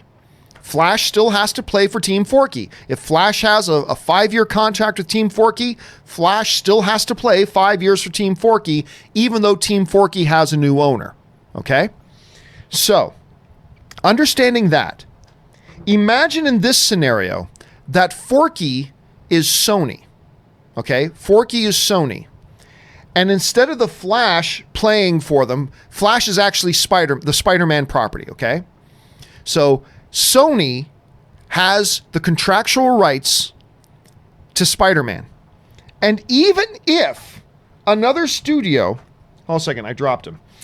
Even if another studio came along and wanted to buy Sony, and they kept Sony intact and Sony was still an operating studio, like Fox would have been under NBC Universal Comcast, but that's another issue. If some studio, let's say, for argument's sake, Paramount buys Sony, but they keep Sony operating as its own entity, right? Well, then Spider-Man still has its contractual obligations. It still is, the lease to it is still owned, in this case, by Sony. So, to answer your question, Sony's probably not going anywhere because the CEO of Sony loves their movie picture division, and he made that part of his platform saying we are going to be in the movie business moving forward. So there's that. But if for whatever reason some other company came along and bought them, if some company bought Sony and then dismantled the Sony company and broke it apart broke it for pieces, like Disney seems to be doing to Fox, then yes, the rights to Spider-Man would go back. However, that's unlikely. Even if Sony sells, whatever company bought them would likely keep them intact, and therefore the Spider-Man contracts with Sony would still be enforceable. So, anyway, I never thought I'd be able to be pulling my Flash or Deadpool toys on screen, and that Forky would help us describe something. So anyway, there you go. That's my take on it. Okay, Dropkick Aggie writes, this is the last weekend without college football, and the NFL is around the corner too. Praise baby Jesus. Do you watch college football at all? I don't watch a lot of college football. I will watch some of the big games. Like, if Auburn is playing Bama, then I'll watch that game.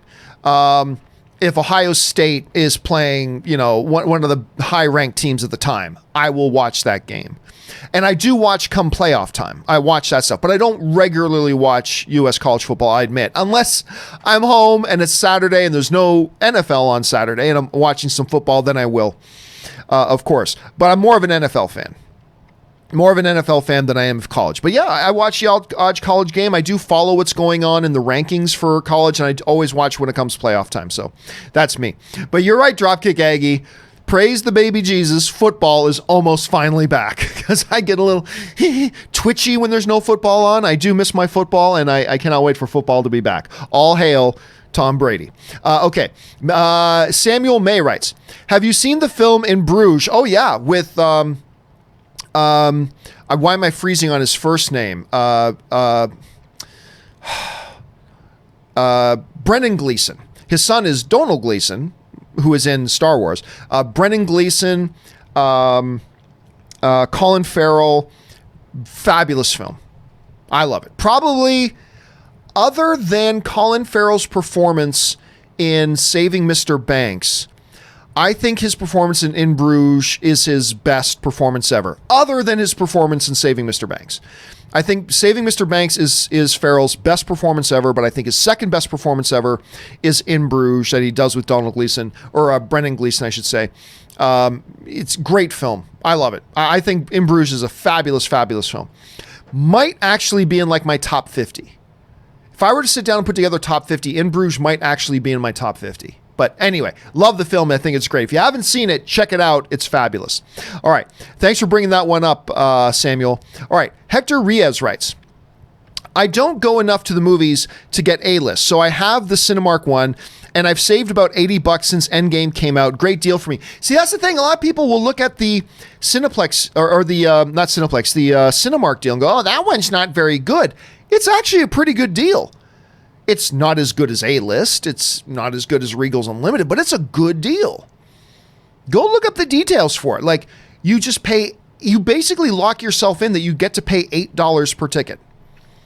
In a world where you can pay $15 or more dollars for a movie ticket, getting locked in where you're only spending $8 a ticket, that's not bad. And it's especially attractive, Hector, if it's somebody who doesn't go to as many movies like you. I think it's great, and I've been arguing for a long time for the deal that Cinemark gives. I think Cinemark has a good deal. As good as A-List? No, but it's still a good deal. It's still a good value if you're a film fan and you live near one of their theaters. I think it's a good one to get. I'm glad you got it, Hector, and I'm glad you're enjoying the benefits of it. And hey, it's saving you money. That's the bottom line, right? If it can save you money, awesome, and I think that is a deal that does save you money. All right, R.A.'s Reviews writes, hey, John, you ever going to answer Teresa's tweet? Nah, I'm not interested. Look, for those of you who don't know, Tyrese Gibson tweeted to me asking me to reach out to him. I then went on vacation, and so didn't bother with it. But I did reply to him when I got back. And I just simply asked, hey, I'm back from vacation. How can I help you? What can I do for you? And he then asked for my phone number, and I have no interest in handing out my phone number, and I have no interest in talking to Tyrese Gibson. So no, I did not. I think if he's got anything he wants to talk about, he can simply write to me. So that's that. Anyway, Keaton Toothman writes, Seth Rogen was a producer / director for The Boys. He and Evan Goldberg and Kripke are the original showrunners, not Good Boys, The Boys. Oh, okay, I see. Oh, that's right. He was one of the producers. Well, Kripke is the showrunner of that show. So I still don't know how involved, because Eric Kripke is the showrunner of credit for that show. So I don't know how involved Seth Rogen is, but that's interesting as well. Eclipse Leader writes, Hey, John, much respect for you, brother. Love your videos. My question was just if you think we will see those old B-1 battle droids or destroyer droids again in any of the future Star Wars live shows. I don't think we're going to see the battle droids again for a couple reasons. All these new shows are post the prequel era. Right? All the new shows so far, Cassian Andor, the Obi-Wan show, I mean, assuming that it does happen, The Mandalorian, these are all things that take place after the prequel era. So, and the B-1 battle droids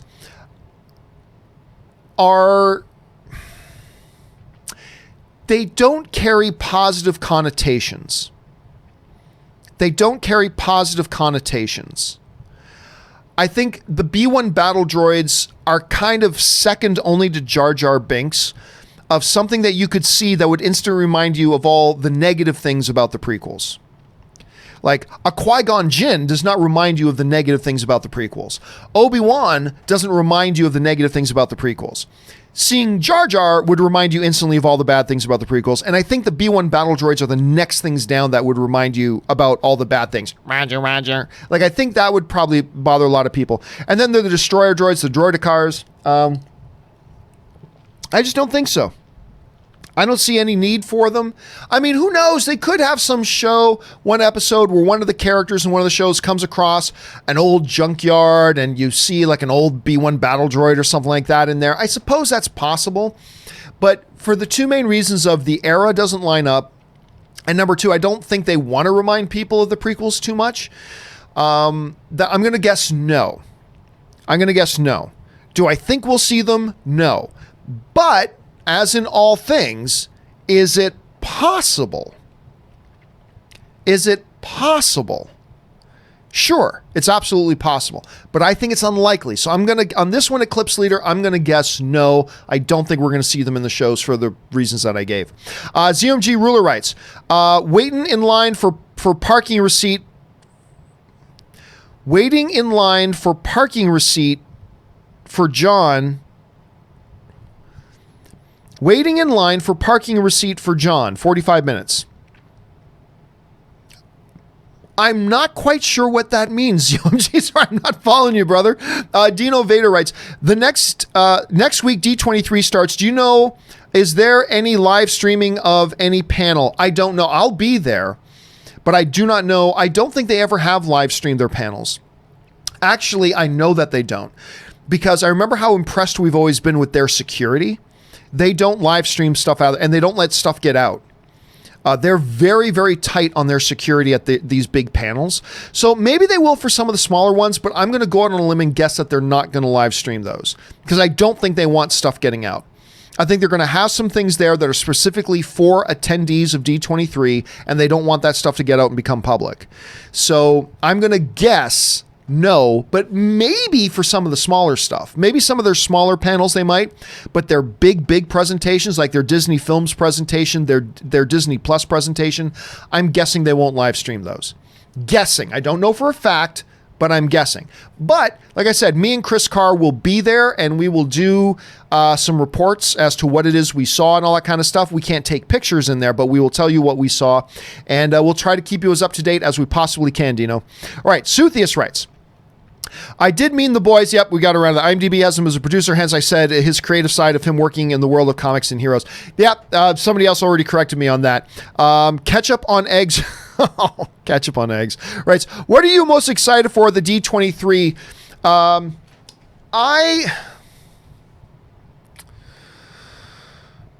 It's got to be Star Wars Episode 9 trailer. I am convinced we are getting a new Star Wars Episode 9 trailer there. So that's what I'm most excited about. A very, very close second to that would be announcements about the MCU in 2022 and 2023. At Comic-Con, they gave us the lineup for 2020 and 2021.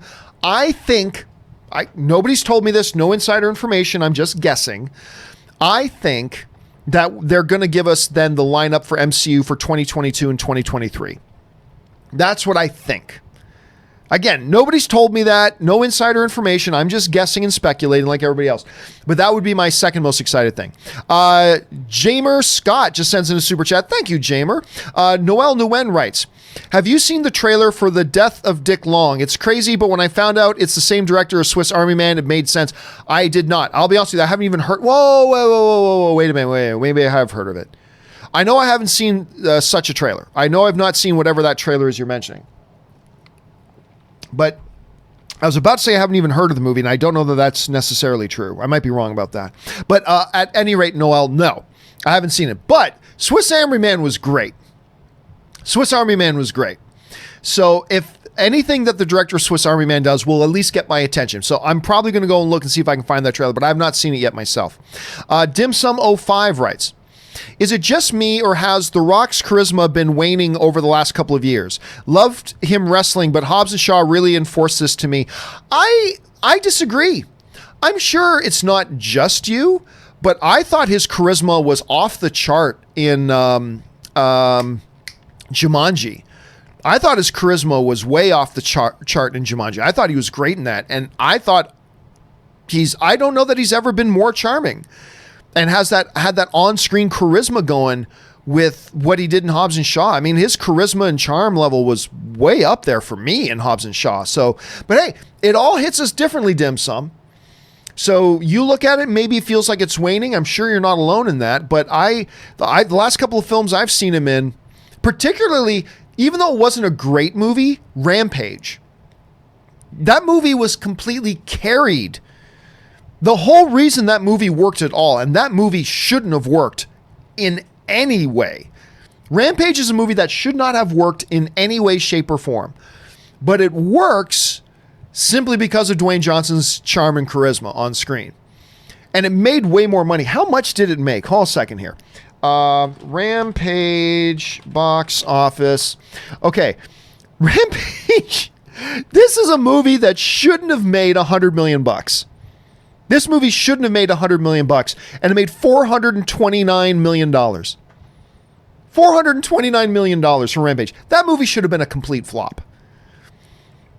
Should have been an absolute, unmitigated, complete flop, and yet it was profitable and was way better than it should have been. And personally, I thought it was all because of the charisma and charm of Dwayne Johnson. But that's just how I see it. You see it a little bit differently, and I'm sure you're not alone in that, Dim Sum. Let's see. Dim Sum also writes, my favorite Sam Jackson movie is... That's okay.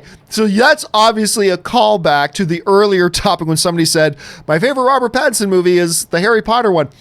Because yes, Samuel L. Jackson does appear in Endgame, but you can't really call it a Samuel L. Jackson movie. So nice follow-up on that, Dim Sum. I appreciate that. All right, let's keep moving it along here.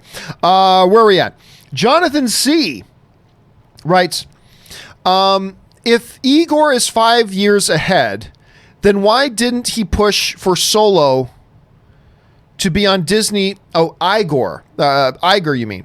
If Igor is 5 years ahead, why didn't he push for Solo to be on Disney Plus instead of theaters if he knew Plus was releasing? Because they still put out movies. I don't understand what your point is. If Iger's 5 years ahead, why didn't he push? Why would you push for Solo to be on Disney Plus? It was planned and written as a single movie. It wasn't planned, written, or executed as a series. It was all planned, written, timed out, and everything as a motion picture, as a movie. Disney is still putting out movies in the movie theaters. That's where they make the lion's share of their money. Not as a whole, but in entertainment, that's where they make the lion's share of their money. So I'm not quite sure why he would want Solo on Disney Plus. First of all, I don't think they should have made the Solo movie at all. I mean, I've been public about that since the first day they announced it. That was a movie nobody asked for. Nobody wanted or was looking for a Han Solo movie without Harrison Ford, especially when we just had Harrison Ford in a movie like 2 years before. So whatever. But yeah, I mean, Solo was never planned to be a Disney series, and why would you automatically just want in there? So I don't see where you're going with that. He didn't push for it because it was never planned to be a series, and why would you want a Solo series? Anyway, that's just my thought on that. All right, Patrick Conway writes, why was Leach not credited for directing John Wick 1? I believe he wasn't he? I'm almost positive he was. Let me just check this out here. John Wick, IMDb.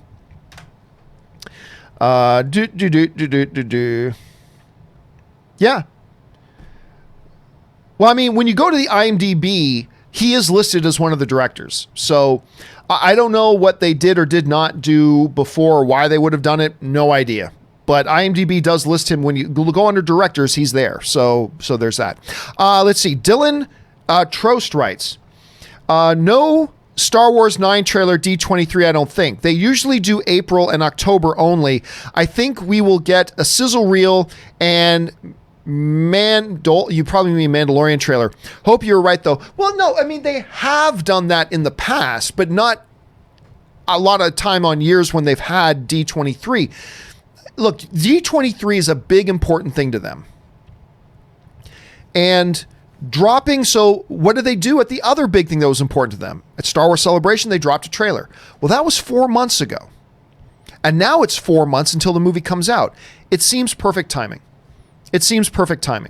So I do think, and then we'll probably get another trailer in October or November. But I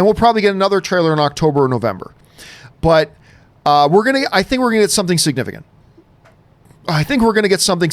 There. And again, the timing is just perfect. It's one of their big events. It's D23, which is more important to them than Star Wars Celebration is. So I really do think they're going to, but it's not a guarantee. Maybe they won't. Maybe instead of a trailer, and now we're getting into semantics, maybe instead of a trailer, they give us a sizzle reel, which is going to show a bunch of footage from the movie that we haven't seen. Either way, they're putting out I believe one way or the other, they're putting out a big promotional piece for Star Wars Episode 9. Whether you want to call it a sizzle reel or whether we want to call it a trailer, whatever, they're going to put out a big piece of marketing for that movie, I think. I could be wrong. Again, nobody said that that's what they're doing. It's just me speculating, but I think they will, Dylan. I think they will. We'll find out next week if you're right, and we'll find out next week if I'm right. Well, hopefully we're both right, and they do a sizzle reel and a trailer. Wouldn't that be great? Anyway, we'll find out soon enough. All right. Inshall Music writes, have you been to the Mississauga Square One IMAX Theater? I have been to that theater once before, actually. Now that the Scotiabank Theater is shutting down, this is the second best one in the area. I think it was a few years ago I went to that one. I believe I went to, what did I go see there? I think I saw Rogue One there with my family. I think that's the one I took my family to, was there. So I think, at any rate, Mississauga's a long way from the Scotiabank Theater, by the way. I don't know if I'd call that the area, because Mississauga is still a little bit of ways out. I mean, it's right beside Toronto, but still, it's a good hike and distance from there. Dimsum05 writes, I'm sure Dwayne Johnson is a wonderful person and super talented, and I'm a big fan of his, but not as a leading man. He feels very stale, in my opinion. Again, it's all subjective, man. If that's the way he comes across to you, then that's the way he comes across to you. I just got to say I completely disagree. Like, he comes on screen, he lights a screen up, in my opinion. Again, it's the only reason Rampage worked. He's the main reason Jumanji worked and made almost $1 billion. I think him and Jason Statham were a great combo. I think they both did a great job in Hobbs and Shaw, which I think is a really, really fun movie, which is mostly buoyed, I think, by that charm and charisma of Dwayne "The Rock" Johnson. So, hey, man, I respect that you've got that opinion, and it's all subjective, and he hits you a certain way, and that's great. But for me, I got to disagree. He works very, very well for me, as a matter of fact. He works really, really well for me. All right. Jamer Scott writes, I hear you talk about actors going the indie route to potentially star in studio films. Is it the same for directors? What's the path for directors? There's no one set thing. There's no formula. There's no formula. Some directors have never directed anything and all of a sudden get handed a big movie. Like whoever this dude is that's directing the new Mortal Kombat. Never directed a major film before. Never directed a film before. This is his first directorial film. Others get discovered by doing indie films and doing smaller films. And then they work their way up. We've seen lots of examples of that. The bottom line, though, is, and it's true for actors as well, there are some actors who go the indie route, really establish themselves, and then make a big jump up. Robert Pattinson did that. Like, he started with Twilight and then decided, you know what? He went away from the big studio films, went and did all these remarkably fantastic indie films and really built his rep over the years for all this great work he was doing in the indie world. And now he's Batman, and now he's in the new Christopher Nolan film. But that's not the path they all take. I don't even know if that's the path the majority of them take. But the thing about Hollywood is that there's no one path. There's no one formula. For every director, it's different. For every director, it's different. You know, what do I like to see in my directors? Well, I like to see somebody be a second unit director on a couple of films, direct a smaller film first, come out, direct a big film. That's the path I like to see, and that happens often, but it's not the only way. Again, you can have first-time directors on big films, big directors doing small films. I mean, it's all different. It's all different. There's just no one way to quantify it, I think. So it's a great question, Jamer, but I honestly think the answer is that there's not really an answer to that per se. All right. Tactical Dud writes, what if Kevin Feige left Marvel for DC? Then he leaves Marvel for DC. That's what he does. Rogue writes, I had the opportunity to see Weird Al Strings Attached last week. He was amazing. I wish I had 1/5 of his energy. The dude's insane. Ann and I were supposed to go to a Weird Al concert a couple weeks ago, and we couldn't because of scheduling problems. But oh my God, I've been to several Weird Al's live shows. He puts on one of the best live shows. I've said before, my all-time favorite, I think the best live concert I've ever been to. I'm not saying Weird Al is the best artist I've ever seen. No, but the best live show I've ever been to was in Saskatoon, Saskatchewan, in the hockey arena there. This is going back, 15 years ago. And Weird Al came and did his concert there. And I'm just telling you what, it was the best live show I've ever seen. One of the most energetic, entertaining, amazing shows I've ever seen. It was just remarkable. So I'm a little bit envious, Rogue, that you got a chance to go see it. All right, let's keep moving on. Alex Von Gollum writes, hey, Gio, if in the movie Palpatine uses essence transfer to several people, how would you feel? To me, so long as it works narrative-wise, it's okay-ish. I mean, yeah, that's the thing, Alex. You could say anything. What if Palpatine uses a toenail clipper to fight Jedis? Well, it sounds dumb, but if they've got a way that in the movie it works great, then so be it. So it really all depends. It's all about execution, Alex. It's all about execution.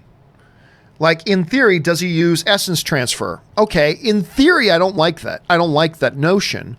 But it all depends on how it plays out and how well it's executed, right? In theory, I don't like time travel in movies. But if you execute it like they did in Star Wars or Star Trek Voyage Home, well, then it's awesome. So, in principle, I don't like the idea of essence transfer. But it's all about execution. If JJ comes up with a way that narratively it makes rock solid sense for their narrative, and by using it creates great dramatic effect and they do things in a certain way that it really works, then awesome. But it all comes down, Alex, just as you were kind of alluding to here, it 100% comes down to execution. And that we won't be able to judge until we see the movie in December. So we'll have to wait and see. I don't think that's what they're going to do. To be honest with you, I don't think that's the way they're going. But if it is, then we'll just have to see how well it executes. And the proof, as they say, Alex, will be in the pudding. Marie Seafring writes, are you planning to see and review Where'd You Go, Bernadette? I am planning on seeing it, but I'm not going to review it. If I can't review a movie, on its opening weekend or within a day or two after its opening weekend, then I don't do a review for it because there's no point at that juncture. This weekend, I've just known for a long time, is a very, very packed weekend for me and Ann. So I knew I wasn't going to get a chance to see Where'd You Go Bernadette this weekend. I am very intrigued by it though. I like the trailer. I clearly love the cast.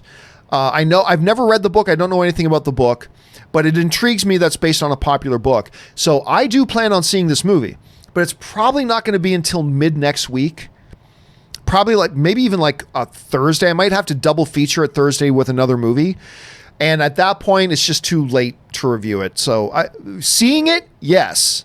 Reviewing it, probably not because it's too late. So that's kind of my thing on that, unfortunately. But I'm looking forward to seeing it. Alex Von Gollum writes, what was Anne's reaction to Hanks' Mr. Rogers trailer? Oh, nearly tears. Of course, Tom Hanks is Anne's favorite human being on the earth. And the Mr. Rogers documentary last year is one of her favorite documentaries of all time. So, yep. She was just, this is the best thing ever. She loved it. It was like, this is going to be the greatest movie of all time. Just to hand all the Oscars to it right now, Alex. All right. Rogue writes, I just heard the news that Sci-Fi's Krypton was canceled. Yep, I heard that. Okay, I'll tell you a story here in just a second. I didn't even know it was the season finale. It's just such a beautiful, diverse, and action-packed, well-rounded show. Hashtag save Krypton. Here's the funny thing. I liked Krypton season 1, but I haven't gotten around to watching Krypton season 2 yet, right? So yesterday, I decide I'm going to start getting caught up on Krypton season 2. And I go to my streaming services,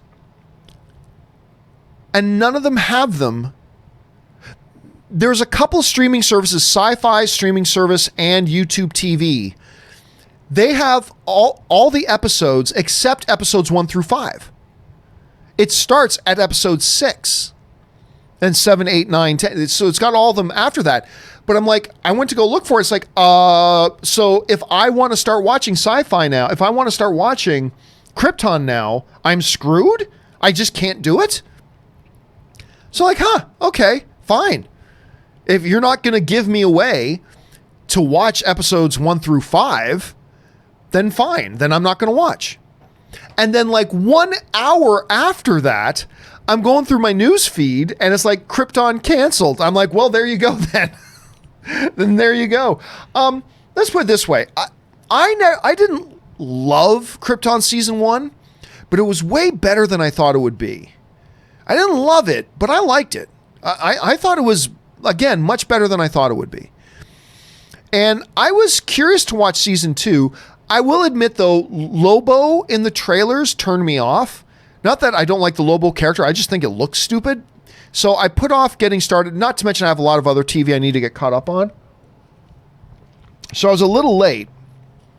But then I just thought it was funny that the day I finally start looking to start watching Krypton season 2, find out I can't even watch it no matter what. I had no options for watching the first few episodes, and then said to myself, screw it. And then 1 hour later, I find out the show got canceled anyway. So yeah, it's too bad. So I have no idea if season 2 was good or not. I just know I thought season 1 was good. And I guess I'm not going to get caught up on season 2, which is really unfortunate. Yeah, it was sad to hear. I was disappointed to hear it got canceled.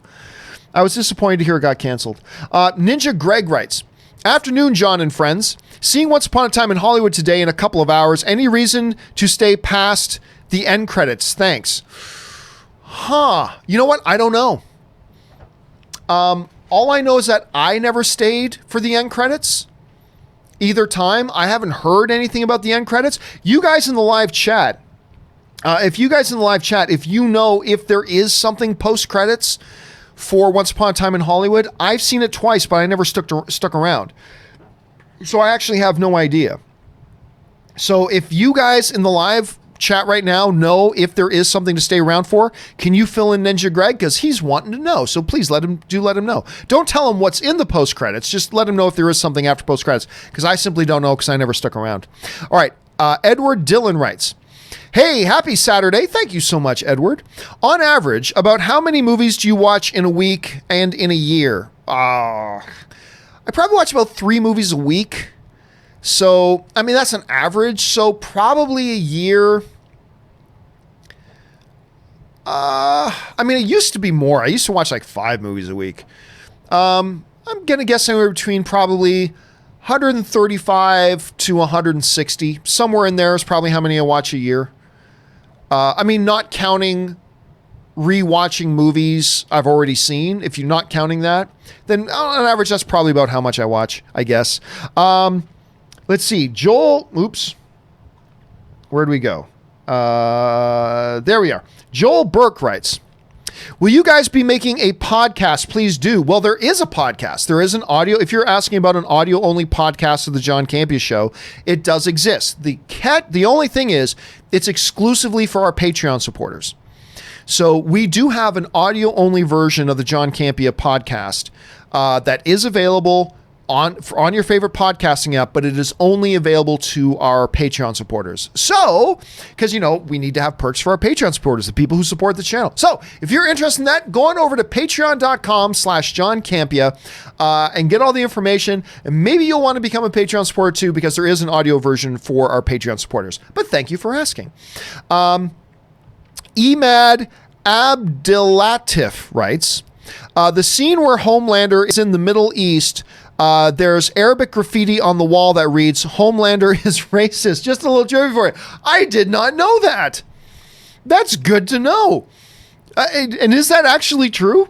Because I think that's a really cool piece of trivia. That is actually really, really interesting. I had no idea that was what was written on the wall. That's fascinating. Even my favorite shows, I very rarely go back and, like, my favorite movies I'll rewatch a dozen times.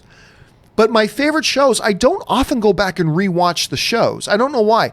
But The Boys season 1 is one of those shows where I think I'm going to go back and rewatch season 1 again. And I'm definitely going to have to keep my eyes open for that, because that is an interesting piece of trivia. Thanks for pointing that out, man. That's cool. All right, Suthius writes, my son was watching a movie in the car and my favorite sound came up. The THX opening. This one had the flying robot and our car has 9.1 surround. Really? A car has 9.1 surround? Dude, I haven't heard that in ages.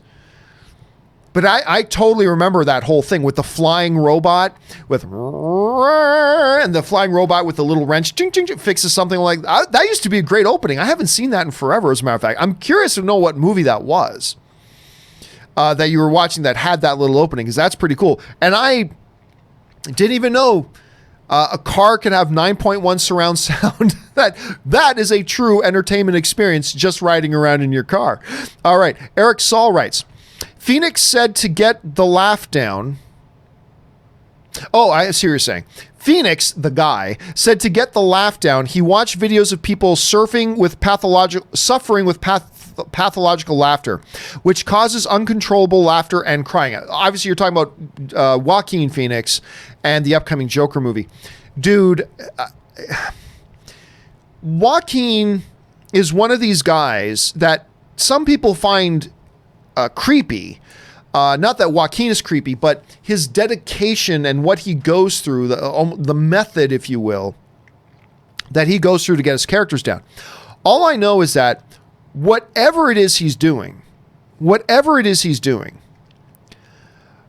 the dude delivers great performances. He just delivers great performances. So I'll tell you what, man, I'm not surprised at all to hear something like that. I'm not surprised at all. And I am running out of words to describe just how excited I am for this new Joker movie. I'm simply running out of words. I cannot wait for this damn movie and everything we start hearing about it, from the film festival responses and all this kind of stuff. I am dying to see this film. October is just a couple months away now. We're not far away. I'm totally dying to see this. It's going to be totally different from any other comic book movie we've seen. And hopefully it lives up to the hype, man, because I am so freaking stoked about it. All right. Kevin King All right, Saint, and Kevin King writes, there are already streaming combos available. VRV, pronounced Verve, is a combo of Crunchyroll and High Dive. Interesting. Two of the biggest anime sites in the country. That's interesting. Because why is Kevin bringing that up? The reason Kevin's bringing that up, and I'm glad you did, Kev, is because we've been talking recently about like we're entering into the era of the streaming service, right? Where now, to see all the content you want to see, you could be subscribed to like 8 different streaming services. As a matter of fact, I'm now watching Pennyworth, the show about a young Alfred, Batman's Alfred, when he was young. And it's great. But I've only watched 3 episodes. And the reason I've only watched 3 episodes is because they put the first 3 episodes on Amazon Prime. But now if you want to watch the rest, you got to subscribe to Epix. And Epix is one of the streaming services I don't have right now. I already subscribe to ESPN Plus. I subscribe to Netflix. I subscribe to Hulu. I subscribe to Amazon Prime. Did I say Hulu? I can't remember. And I'm going to be subscribing fairly soon. Oh, I subscribe to Showtime. I subscribe to HBO. And pretty soon I'm going to be subscribing to Disney Plus, obviously. Do I want to subscribe to yet another one to watch another show? Anyway, because of these discussions that are going on, we have been discussing a little bit about it's inevitable that we're going to start seeing combo package deals that offer for a lesser price getting combinations of these services. For instance, Disney is going to be releasing a combo of Disney Plus, Hulu, and ESPN Plus. All services I already, but for a lower price than what I collectively would pay for them.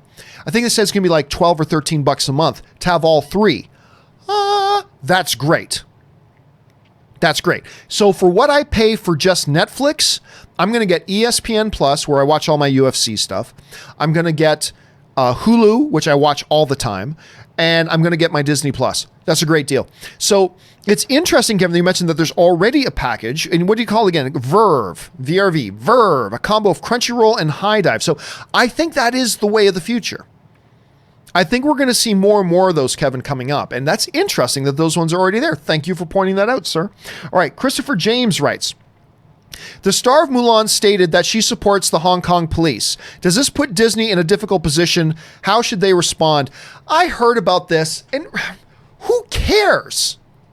Who cares? Seriously, I'm looking like, do I agree with her? No, I don't agree with her. But who cares? Since when do we start boycotting people for an opinion they have about something? I don't understand. To me, that's taking things too far. To me, that is taking things way too far. Now, if she was going down to pepper spray protesters at Hong Kong airports on behalf of the police, that's different. But all this fucking nonsense of boycotting somebody. Look, I disagree with her. I disagree. But the idea of trying to corporately punish somebody for having an opinion and just stating an opinion about something, regardless of how wrong it is, really? You want to boycott them for that?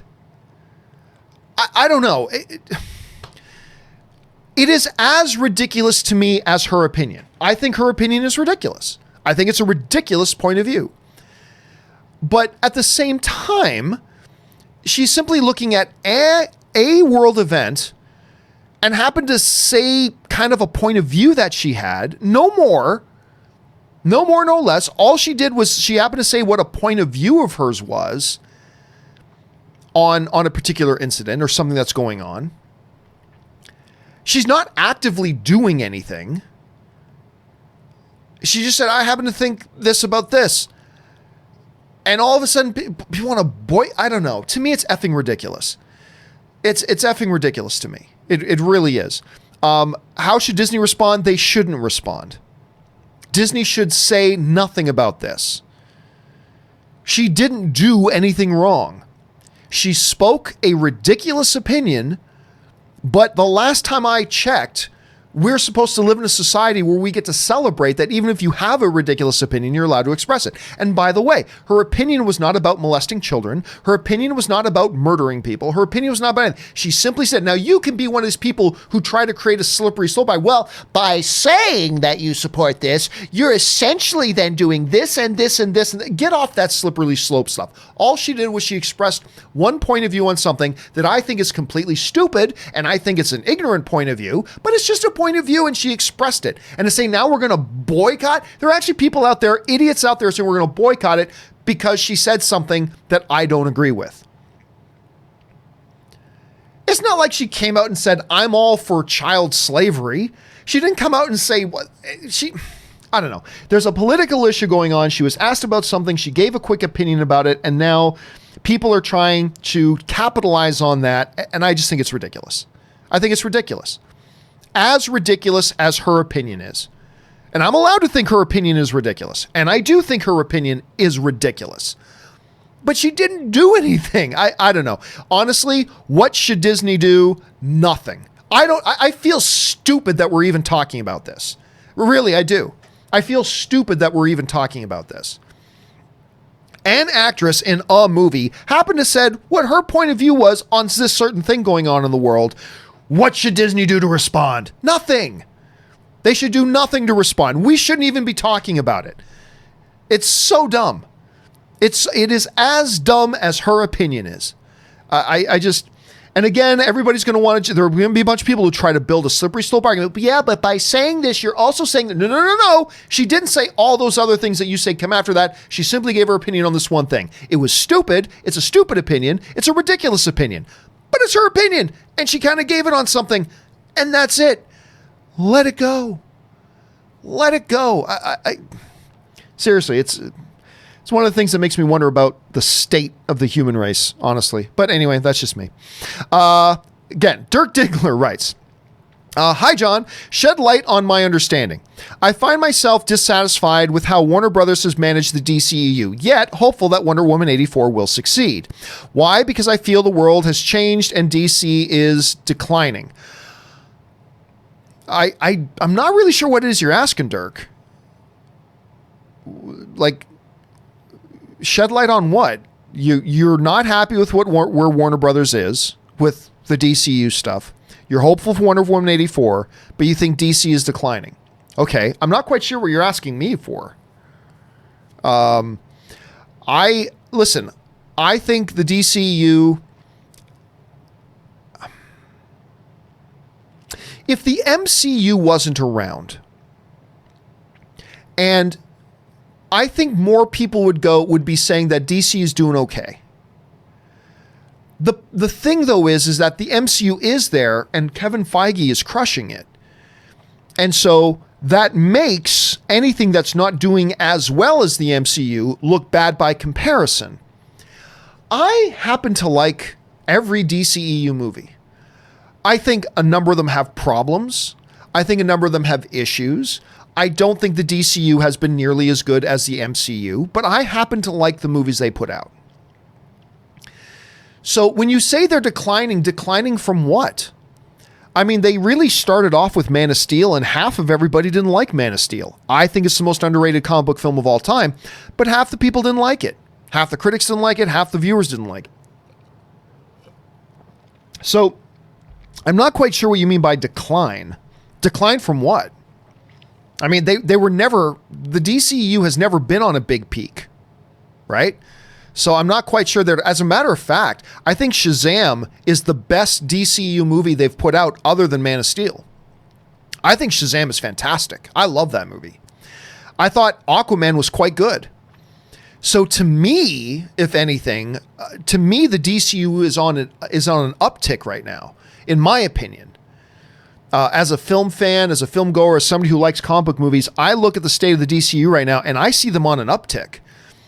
I mean, Aquaman was an entertaining film that was the first DCU movie ever to make $1 billion. Shazam, I think, is the second best movie the DCU has ever put out.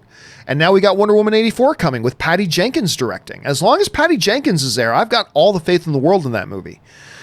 So for me personally, I think DC's on an upswing right now. I think they're heading in the right direction. I don't see them as being in a decline myself, personally. But if that's how you see it, Dirk, then that's how you see it. So I'm not quite sure what light you're asking me to shed on your opinion. Like, you're asking me, okay, let me read again. Hi, John. Shed light on my understanding. I find myself dissatisfied with how Warner Brothers managed DCU, yet hopeful for Wonder Woman 84. Why? Because I feel the world has changed and DC's declining. I'm not quite sure how to respond to that, other than just to say myself that personally, when I look at the DCU right now, they seem to be heading in the right direction. And yeah, I guess that's all I can say about it. But we'll see. We'll see. I'll be honest, I don't have a lot of hope for this Harley Quinn movie. And maybe it'll be the best movie ever. But I've never really been interested in the Harley Quinn movie. I think Wonder Woman will be great because Patty Jenkins is there. Then let's see where they go from there. I want more Superman. No plans for Superman. We'll have to see if this Batman movie ever actually happens. Because I mean, I'll believe the Batman movie when I see it. So who knows? But right now, I think it's on an uptick. But that's just my opinion on that, Dirk. Thank you for sharing your thoughts, brother. All right. Daniel Haygood writes, hey, John, first super chat. Thank you so much, Daniel, for participating. I appreciate that, man. Totally going to waste it on an obscure question. What do you think of the Ezra Miller / Flash movie situation or lack thereof? Okay, so I've said this before. I like Ezra Miller as Flash. I really enjoyed his Flash in Justice League. I thought it was a really fun character. And I was looking forward to seeing them do something with it. But it's pretty clear to me Ezra Miller's not going to be Flash anymore. So I neither think that is a good thing nor a bad thing. All I know is that I enjoyed him as Flash. I was looking forward to seeing his Flash movie. I thought that whole situation where Warner Brothers threw their directors under the bus because the actor didn't like where the movie's going and demanded that he be allowed to write his own version of the script, which they just rejected anyway, and throwing their directors under I thought that was a terrible situation. I mean, that honestly, we haven't talked about it a lot, but that, other than Ben Affleck, was the most mismanaged situation Warner Brothers has ever had with their DC universe. I think they completely botched and mismanaged that whole thing. What they should have done is the moment Ezra said, I don't want to do the director's version of the movie, then I would say, bye-bye, bye. Go enjoy being in that Harry Potter movie. Bye. Don't let the door slam your ass on the way out, kid. Bye-bye. And I like Ezra Miller. I'm an Ezra Miller fan. I like what he did with Flash. I was looking forward to seeing his Flash. But to me, that's what the studio should have done. We've got our directors and we've got our script. And if you don't like it, either just shut up and do it because you're under contract, or bye-bye. Bye-bye. Instead, they did the worst thing possible. Okay, kid, you get to write your own version of the script, which is dumb. But in doing so, they threw their directors under the bus. And so it's not surprising that very shortly after that, we heard that the director split again. Like the third or fourth set of directors they lost off Flash. I think is the most mismanaged thing, other than the way they mismanaged the whole Ben Affleck situation. I think is the biggest mismanagement of a scenario that they've ever had. I thought it was pretty brutal. Which again is only highlighted about how unfortunate that is, because I liked Flash in Justice League and I like Ezra Miller as Flash. I thought it would have been really fun. So it's a really unfortunate situation. Anyway, Film Chris writes, just saw Once Upon a Time in Hollywood. I loved it. I really think DiCaprio deserves an Oscar for this. The ending was perfect. Bloody and fried. It is a great ending. I'm not going to give away the ending, but the ending is fabulous. It's far too early to say DiCaprio deserves an Academy Award for it, because there could be 18 other performances that are better than his this year, right? We just don't know yet. Far too early. I will say this, though. And I'll tell you what else. I actually thought Brad Pitt might have even been a little bit better than DiCaprio in this. DiCaprio's great, and Brad Pitt's great in it. But I thought maybe even Pitt might have been a little bit better. Either way. I think DiCaprio was fabulous. If the Academy Awards were being held tomorrow, I would be all for DiCaprio getting a nomination. Now, whether or not that'll still be the case by the time we get to awards season, we'll have to wait and see. All the big awards films still have to come out still. So we'll see if DiCaprio gets a nomination or not.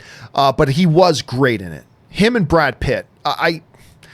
Not only individually, but their chemistry together. Because whenever you put these like two big megastars together, it doesn't always work. But I thought these two guys made me believe in their relationship. I totally bought into their relationship. I really did. And so they were great in their individual scenes. And I thought they were great in their scenes together. I really do. To me, the main strength of this movie was DiCaprio and Brad Pitt and their chemistry. That to me was the main backbone of the movie. And what I liked most about it. Now, I didn't love Once Upon a Time in Hollywood, but I certainly liked it. And that's the big reason for me, Film Chris. Glad you enjoyed it, man. All right. Django 19 writes, wrote in a while ago debating if I needed the Sunday ticket, but who am I kidding? I need my football. It's expensive, but worth it. You getting it? Yeah. You know what? I think I am going to get it this year. You're right though. It's expensive. Getting Sunday ticket, like I think it should be like $40. You should be able to pay $40 to watch all the NFL games, but it's in the hundreds of dollars. It is expensive. But I do think I'm going to I'm like you, Django. Who am I kidding? I love my football. I love watching football. I got to see all the Patriot games, but I also want to watch all the Steeler games, and I want to watch all the Seahawk games. So who am I kidding? Yeah, I'm probably getting it this year. You and me both, Django. You and me both can be standing there, at the pay counter weeping as we're handing over all our money. I don't want to give you this money, but I need my sweet, delicious NFL crack. That'll be you and me. So yeah, I'm probably getting it too, dude. I'm probably getting it too. All right, Jaron Morris writes, love the friendship of Khabib and DC. They funny. I've heard that, but I've never actually seen them talk. You know what I love? I love watching Khabib, who is the baddest man on the planet. Khabib is the baddest man on the planet. Like, Batman runs into Khabib in a dark alley, Batman goes the other way. But I love hearing Khabib talk about George St. Pierre. Because, like me, Khabib's hero is George St. Pierre. And so, for a couple of years, they've been talking, hey, should George and Khabib have a fight? Because George is my all-time favorite MMA fighter, obviously. And Khabib's like, George is the best, blah, blah, blah. But if we fight, I must smash him. I mean, that's just the way he talks, right? Which is great. So I love hearing him talk about George because he has such reverence for George the way I do. But even though George is my all-time favorite MMA fighter, easily, I just don't see there any way that he could beat Khabib. I maybe in his prime, maybe George in his prime could have maybe beaten Khabib, maybe. George has Olympic level wrestling to go with his flawless striking technique. But Khabib wrestles bears as a child. I mean, I don't know, man. But I've always heard Khabib and DC, but I've never seen it myself. Anyway, Suthius writes, Rampage made more than King of the Monsters. Why, is that true? Hold on a second. Let me bring that up. Hold on a second. Godzilla, King of the Monsters, box office. I know it only made over 400 million, but did it? No, it didn't even. Yeah, you're right. Rampage with Dwayne "The Rock" Johnson made more money, made like almost 50 million more than Godzilla, King of the Monsters did. What kind of world do we live in? But then again, Rampage was actually better than Godzilla, King of the Monsters. So there's that. But it's all Dwayne "The Rock" Johnson. I'm telling you what, you put any other actor in Rampage, that movie maybe makes 200 million. You put Dwayne "The Rock" Johnson in it, makes 430 million. And makes more than God. I didn't even think about it in those terms, Suthius. Excellent point to bring up.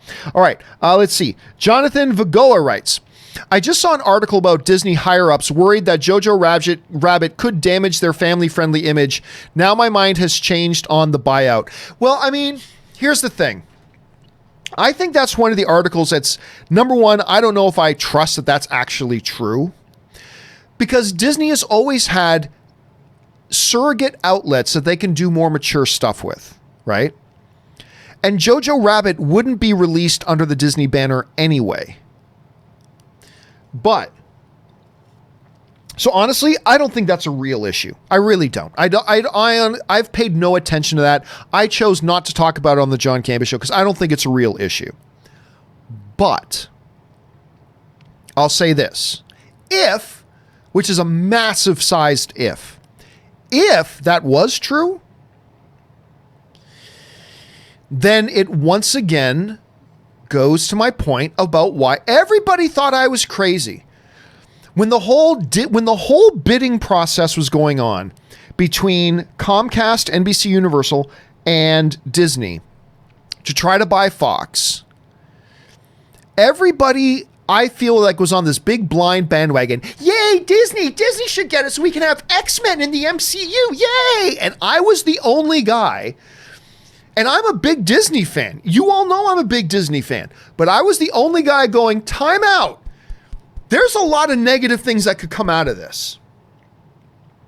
There's a lot of negative things that could come out of this.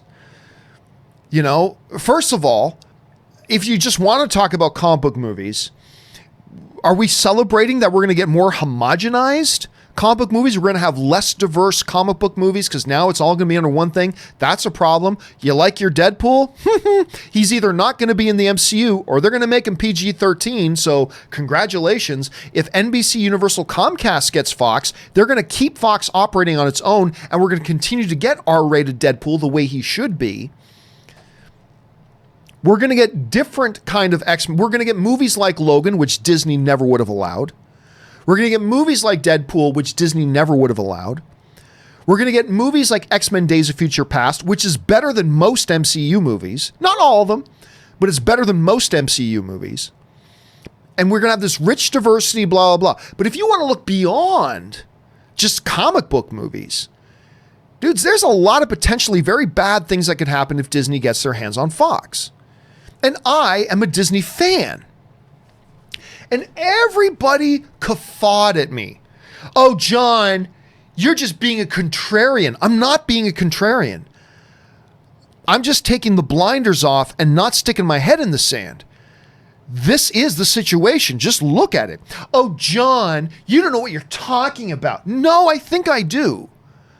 And it may not turn out to be as bad as I fear it could, but there are some potential pitfalls here that simply won't be. Nah, Disney's cooler than Comcast. We want Disney to win. Okay, mate, but look at what Comcast is saying their plan for Fox would be.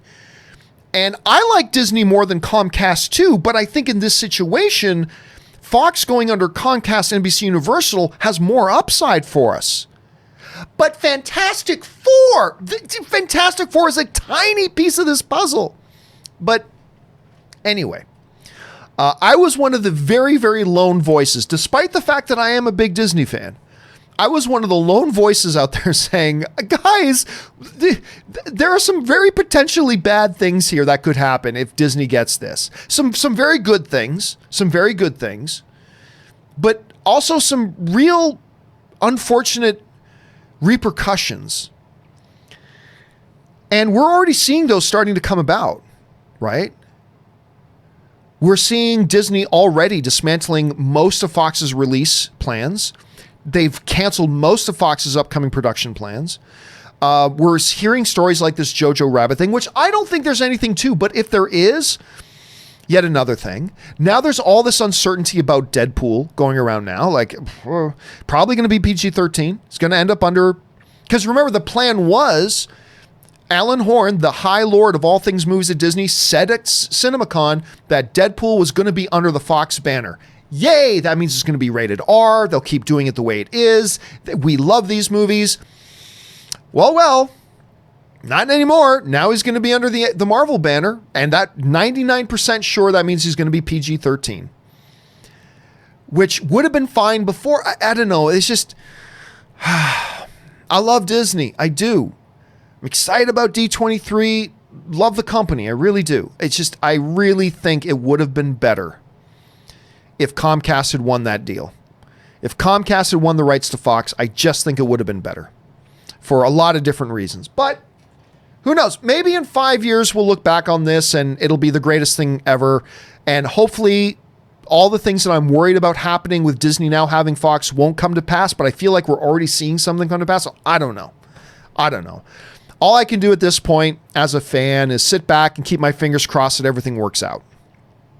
So that's what I'm going to do. I'm going to sit back, cross my fingers, and hope everything works out. But we'll see. But yeah, everybody just said I was just being stupid for hoping that Comcast would win. And now it doesn't look so stupid, does it? Anyway, we'll see. We'll see. Johnny5 writes, do you think we'll get Indiana Jones news at D23? I you know what? I don't think so. I hope we do. But this is another one of those things where I'll believe it when I see it. They keep saying they're going to do Indiana Jones, but I'll believe it when I see it. Like as of right now, hey Google, how old is Harrison Ford? As I always forget. Harrison Ford is 77 years old. Harrison Ford is 77 right now. We're talking about the premiere of a new Indiana Jones movie with an 80-year-old Indiana Jones show. I'm going to guess no. I hope I'm wrong about that though, because I think it would be great if there was an announcement. I'm just kind of thinking we're not going to get it, but I hope we do. All right. Let's see. Where are we at here? Okay, here we go. Jonathan Vigoa writes, does this now mean Fox Searchlight will no longer make riskier content? Would films like 3 Billboards no longer be made because it has racist terms in it? I don't know. Now look, one of the things that Disney always said was that they will keep Fox Searchlight intact. But they also said other things before about the Fox deal that they're already reneging on and they're already going back on. So I think the plan is to allow Fox Searchlight to continue to do its thing. But again, there are other things they said they would be doing that they're already backing out on. So I don't know. I hope not, because Fox Searchlight puts out some effing great films. Just in the past 4 or 5 years, they've put out some fantastic films. And if they Disneyfy Fox Searchlight, I think that would be a real shame. So I don't know. We'll have to see. Fingers crossed, Jonathan. Fingers crossed. I mean, they say they're not going to do it, but they said other things before too that they backed out on. So I don't know. I just hopefully they'll keep it intact. Captain Dirk Diggler writes, my DCU statement was just an observation, and I just wanted your insight. I hope the best for all of the suits at WB, DC, and AT&T. Yeah, me too, man. Me too. Because understand, Dirk, you're not alone. There are many people out there who are not satisfied with what the DCEU has delivered. There are a lot of people. I'm one of the few people that I am kind of happy with what they've given, but it could be better. They have had problems, and it's not as good as the MCU right now. No doubt. But like I said, I'm just kind of the mind right now that I feel like they're on an upswing. I feel like positive momentum is happening. Big success with Aquaman. It was an enjoyable film, made $1 billion, first film ever in the DCU to do so. And then the next film out, I think, is the second best movie they've ever made with Shazam. And now we got Wonder Woman 84. Because if Wonder Woman 84 is as good as it has the potential of being, we're talking about a big winning streak now for DC. That'll be 3 big wins in a row, as far as my accounting goes. So we'll have to see, man. Fingers crossed, Captain. Fingers crossed. All right. Ninja Greg writes, oh, you can catch Krypton season on DC Universe. Oh, do they have all the episodes? Because I do have DC streaming service. That's how I watch Doom Patrol. And they have even episodes 1 through 5. If so, now I know that I can watch it. But you know what? My enthusiasm for watching it might now be killed because they announced yesterday that they canceled the show. And just like that killed my enthusiasm to watch Swamp Thing, finding out they canceled the show after 1 episode. Yesterday I found out they canceled Krypton, so I don't know if I feel all that motivated to watch season 2 now. So I don't know, but it is good to know that it is on the DC streaming service. Thank you for letting me know that, Ninja Greg, because now I just might still go back and watch that there. Thanks for letting me know, because I have the service anyway. Alex Perez writes, I checked the trailer for The Good Boys and it was awful. It looked like a typical dumb American comedy movie. Is a pass for me, John. Well, hey, listen, everything hits everybody differently, right? I thought the trailers were hilarious. And I've never seen trailers quite like it before. I thought they were great. Went to go see the movie. I really enjoyed it. It's not as good as, say, Booksmart, but it's funny. But, humor is a subjective thing too, Alex. Just because I laughed at a bunch of things doesn't mean you're going to laugh at a bunch of them. So look, if you saw the trailers and they don't work for you, then I would say this, particularly with Good Boys. If you didn't like the humor in the trailers for Good Boys, you're probably not going to like the movie. Because unlike a lot of other films, the trailers for Good Boys really are a good representation of what you get in the movie. And if the trailers didn't work for you, then I would suggest you're on the right path. Then you should probably take a pass on it. Maybe give it a shot in a few months when it's out on home video. Maybe give it take a crack at it, maybe. But yeah, I would say if you didn't like the trailers, you should probably save your money and not go see it in theaters, because they are very representative of the movie itself. So there's that. All right. Noel Nguyen writes, "The farewell was very good. Great clash of West and Eastern cultural experiences and amazing performances. Top 5 movie of the year for me. I keep hearing from everybody, Noel, that it's a top 5 movie of the year. I've even got some friends of mine, including my friend Dennis, who I got to go and meet in a couple of hours to go watch the UFC. Dennis Zen has told me, he grabbed me in the theater and said, like, I told the story before, but I was at the Hobbs and Shaw press screening, and Dennis comes walking up the stairs because I'm in my seat in the theater already. And he just stops, like, have you seen The Farewell yet? I'm like, no. And he thought it was the best movie of the year. So I keep hearing these amazing things about Noel. So Ann and I were going to do a double feature of it the other night, but it got too late. I got to watch it still. Actually, it's funny because Ann and I were just talking about The Farewell this morning. We were talking about some of our plans for this upcoming week, because we can't see it this weekend because we're booked. But hopefully this week we're going to run over to the AMC, and hopefully it'll still be playing, because I got to see this movie. Everybody is saying how great it is. So I got to get out there and check it out. All right. Carter writes, better quadrilogy, Avengers or Toy Story? Toy Story. Toy Story. Yeah. Toy Story is the better quadrilogy than Avengers. That's not going to be a popular thing to say, but quite frankly, if you look at the overall quality of the films, to me, Toy Story is the better. Now, I love the 4 Avengers films. Clearly, I love the 4 Avengers films. But I think as a collective, look, Toy Story, like 3 of them or 2 of them are 100% on Rotten Tomatoes, and the other ones are all over 95, 96. That doesn't automatically mean they're better, by the way. But yeah, Toy Story. Noel Nguyen writes, I will become a Patreon supporter right now if I can get a monthly complication video. I think you mean compilation video. A complication video. If I can get a monthly compilation video of the epic John Campea rants. Well, I'll tell you what. Whereas I don't have time to go through and put together compilation videos of when I go off on rants, there are people online who put together John Campea rant videos, for good or for ill, but those are out there if you want to check them out. But yeah, I probably don't have I probably don't have the time to put those together myself. But thank you for the thought and the idea, Noel. I appreciate that.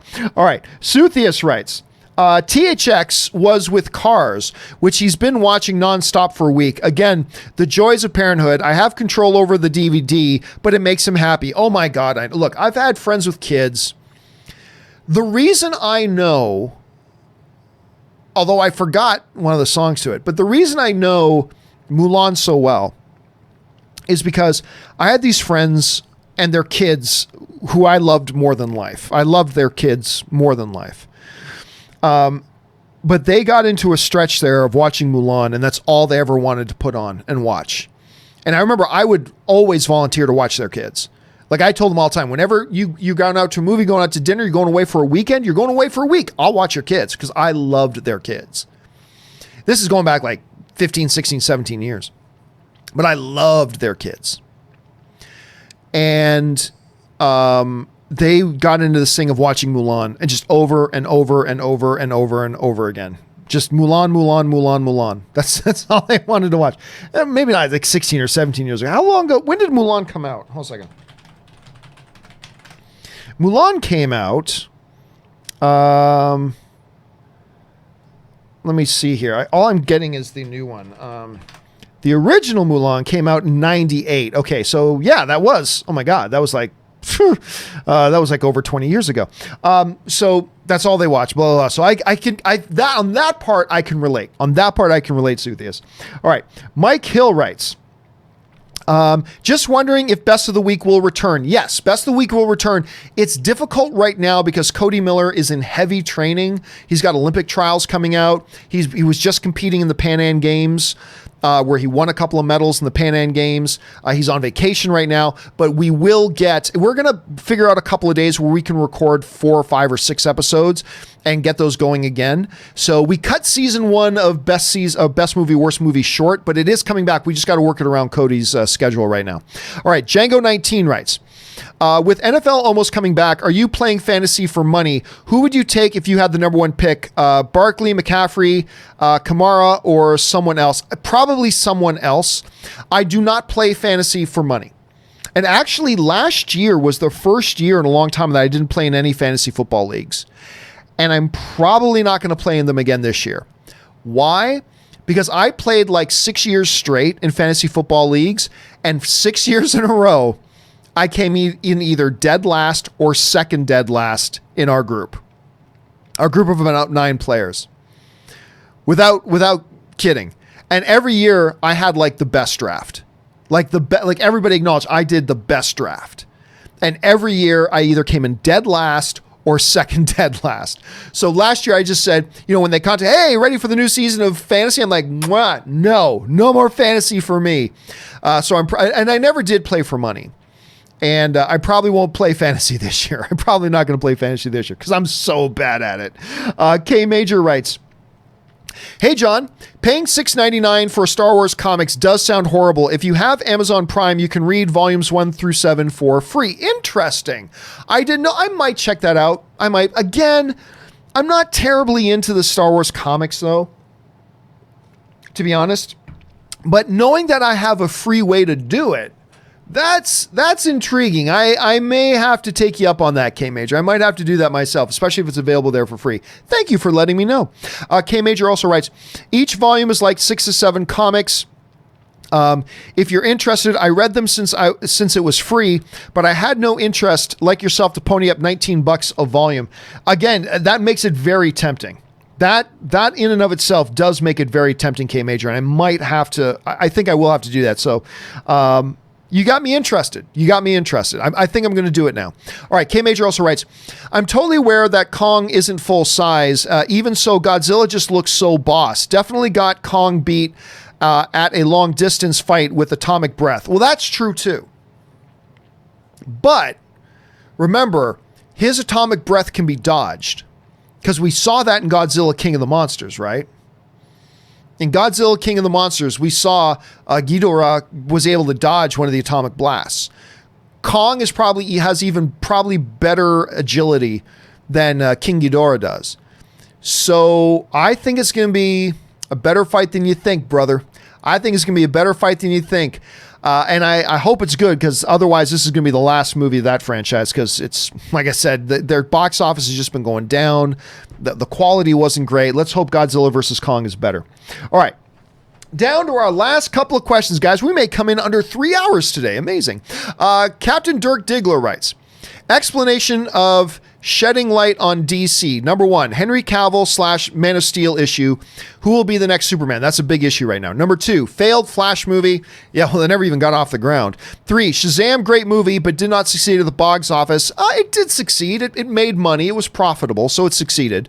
Negative DCEU issues. Well, I mean, you're right. The whole Superman thing right now is a big turnoff. In DC's defense, though, they might make an argument, and it's hard to argue against them, that their Superman with Henry Cavill was a failed experiment. Now, Henry Cavill is my favorite Superman, but the fact of the matter is this. Doesn't matter how much I like Man of Steel. Fact of the matter is, a lot of people hated it. And then it doesn't matter that I like Batman versus Superman. A lot of people hated it and hated the Henry Cavill Superman in it, which I think is totally unfair, but it is what it is. Justice League turned out to be Justice League with the mustache issue and all that kind of stuff. DC could make an argument right now that our best option right now is to start clean with Superman in a few years. And it's hard to argue against that, because there is legitimacy to that argument. I want Henry Cavill back as Superman, but I could totally see where they would be coming from, that they did a number of Superman projects. It did not work. They couldn't get the audience on board. And it's very, very hard to get people back on board once they're against you. And since there are already so many people against the Henry Cavill Superman, it's hard to keep doing Henry Cavill Supermans and just expect people will get on board with it. I would try, but I could totally see why they wouldn't. Failed Flash movie. Yeah, I mean, that's just, I mean, the failed Flash movie, failed Green Lantern movie, failed Cyborg movie, on and on and on. It's there and it's unfortunate. Shazam was great and it did make money. Not a lot of money, but it made money. So that's the important thing there too. So yeah, I mean, look, there's no doubt, man. There's drama going on with DC. There is. But again, I think they're heading in the right direction. Let's see what happens. Let's at least see what happens with Harley Quinn and then Wonder Woman. Let's see what happens with these two. I got a lot of hope for one, not a lot of hope for the other, but we'll see what happens. All right. Imad Abdelatif writes, if the next Deadpool is PG-13, over under 70%, they will make fun of that rating decision in the movie. Oh, it's no, 1,000%. 1,000% they do that. Yeah, no doubt. No doubt. If, as it looks like will happen, the next Deadpool outing is a PG-13, they will absolutely make fun of the fact that it's PG-13. That joke will get tired after a while, but they'll at least make a joke of it. No doubt, Emad, 100% they absolutely do, if that happens. All right, Michael Bradley writes, hello, John. Hello, Michael. I'm a huge Simpsons fan, nice. But for some reason, the movie doesn't work for me. I've tried watching it again over the years and still don't like it. Do you have a movie like that?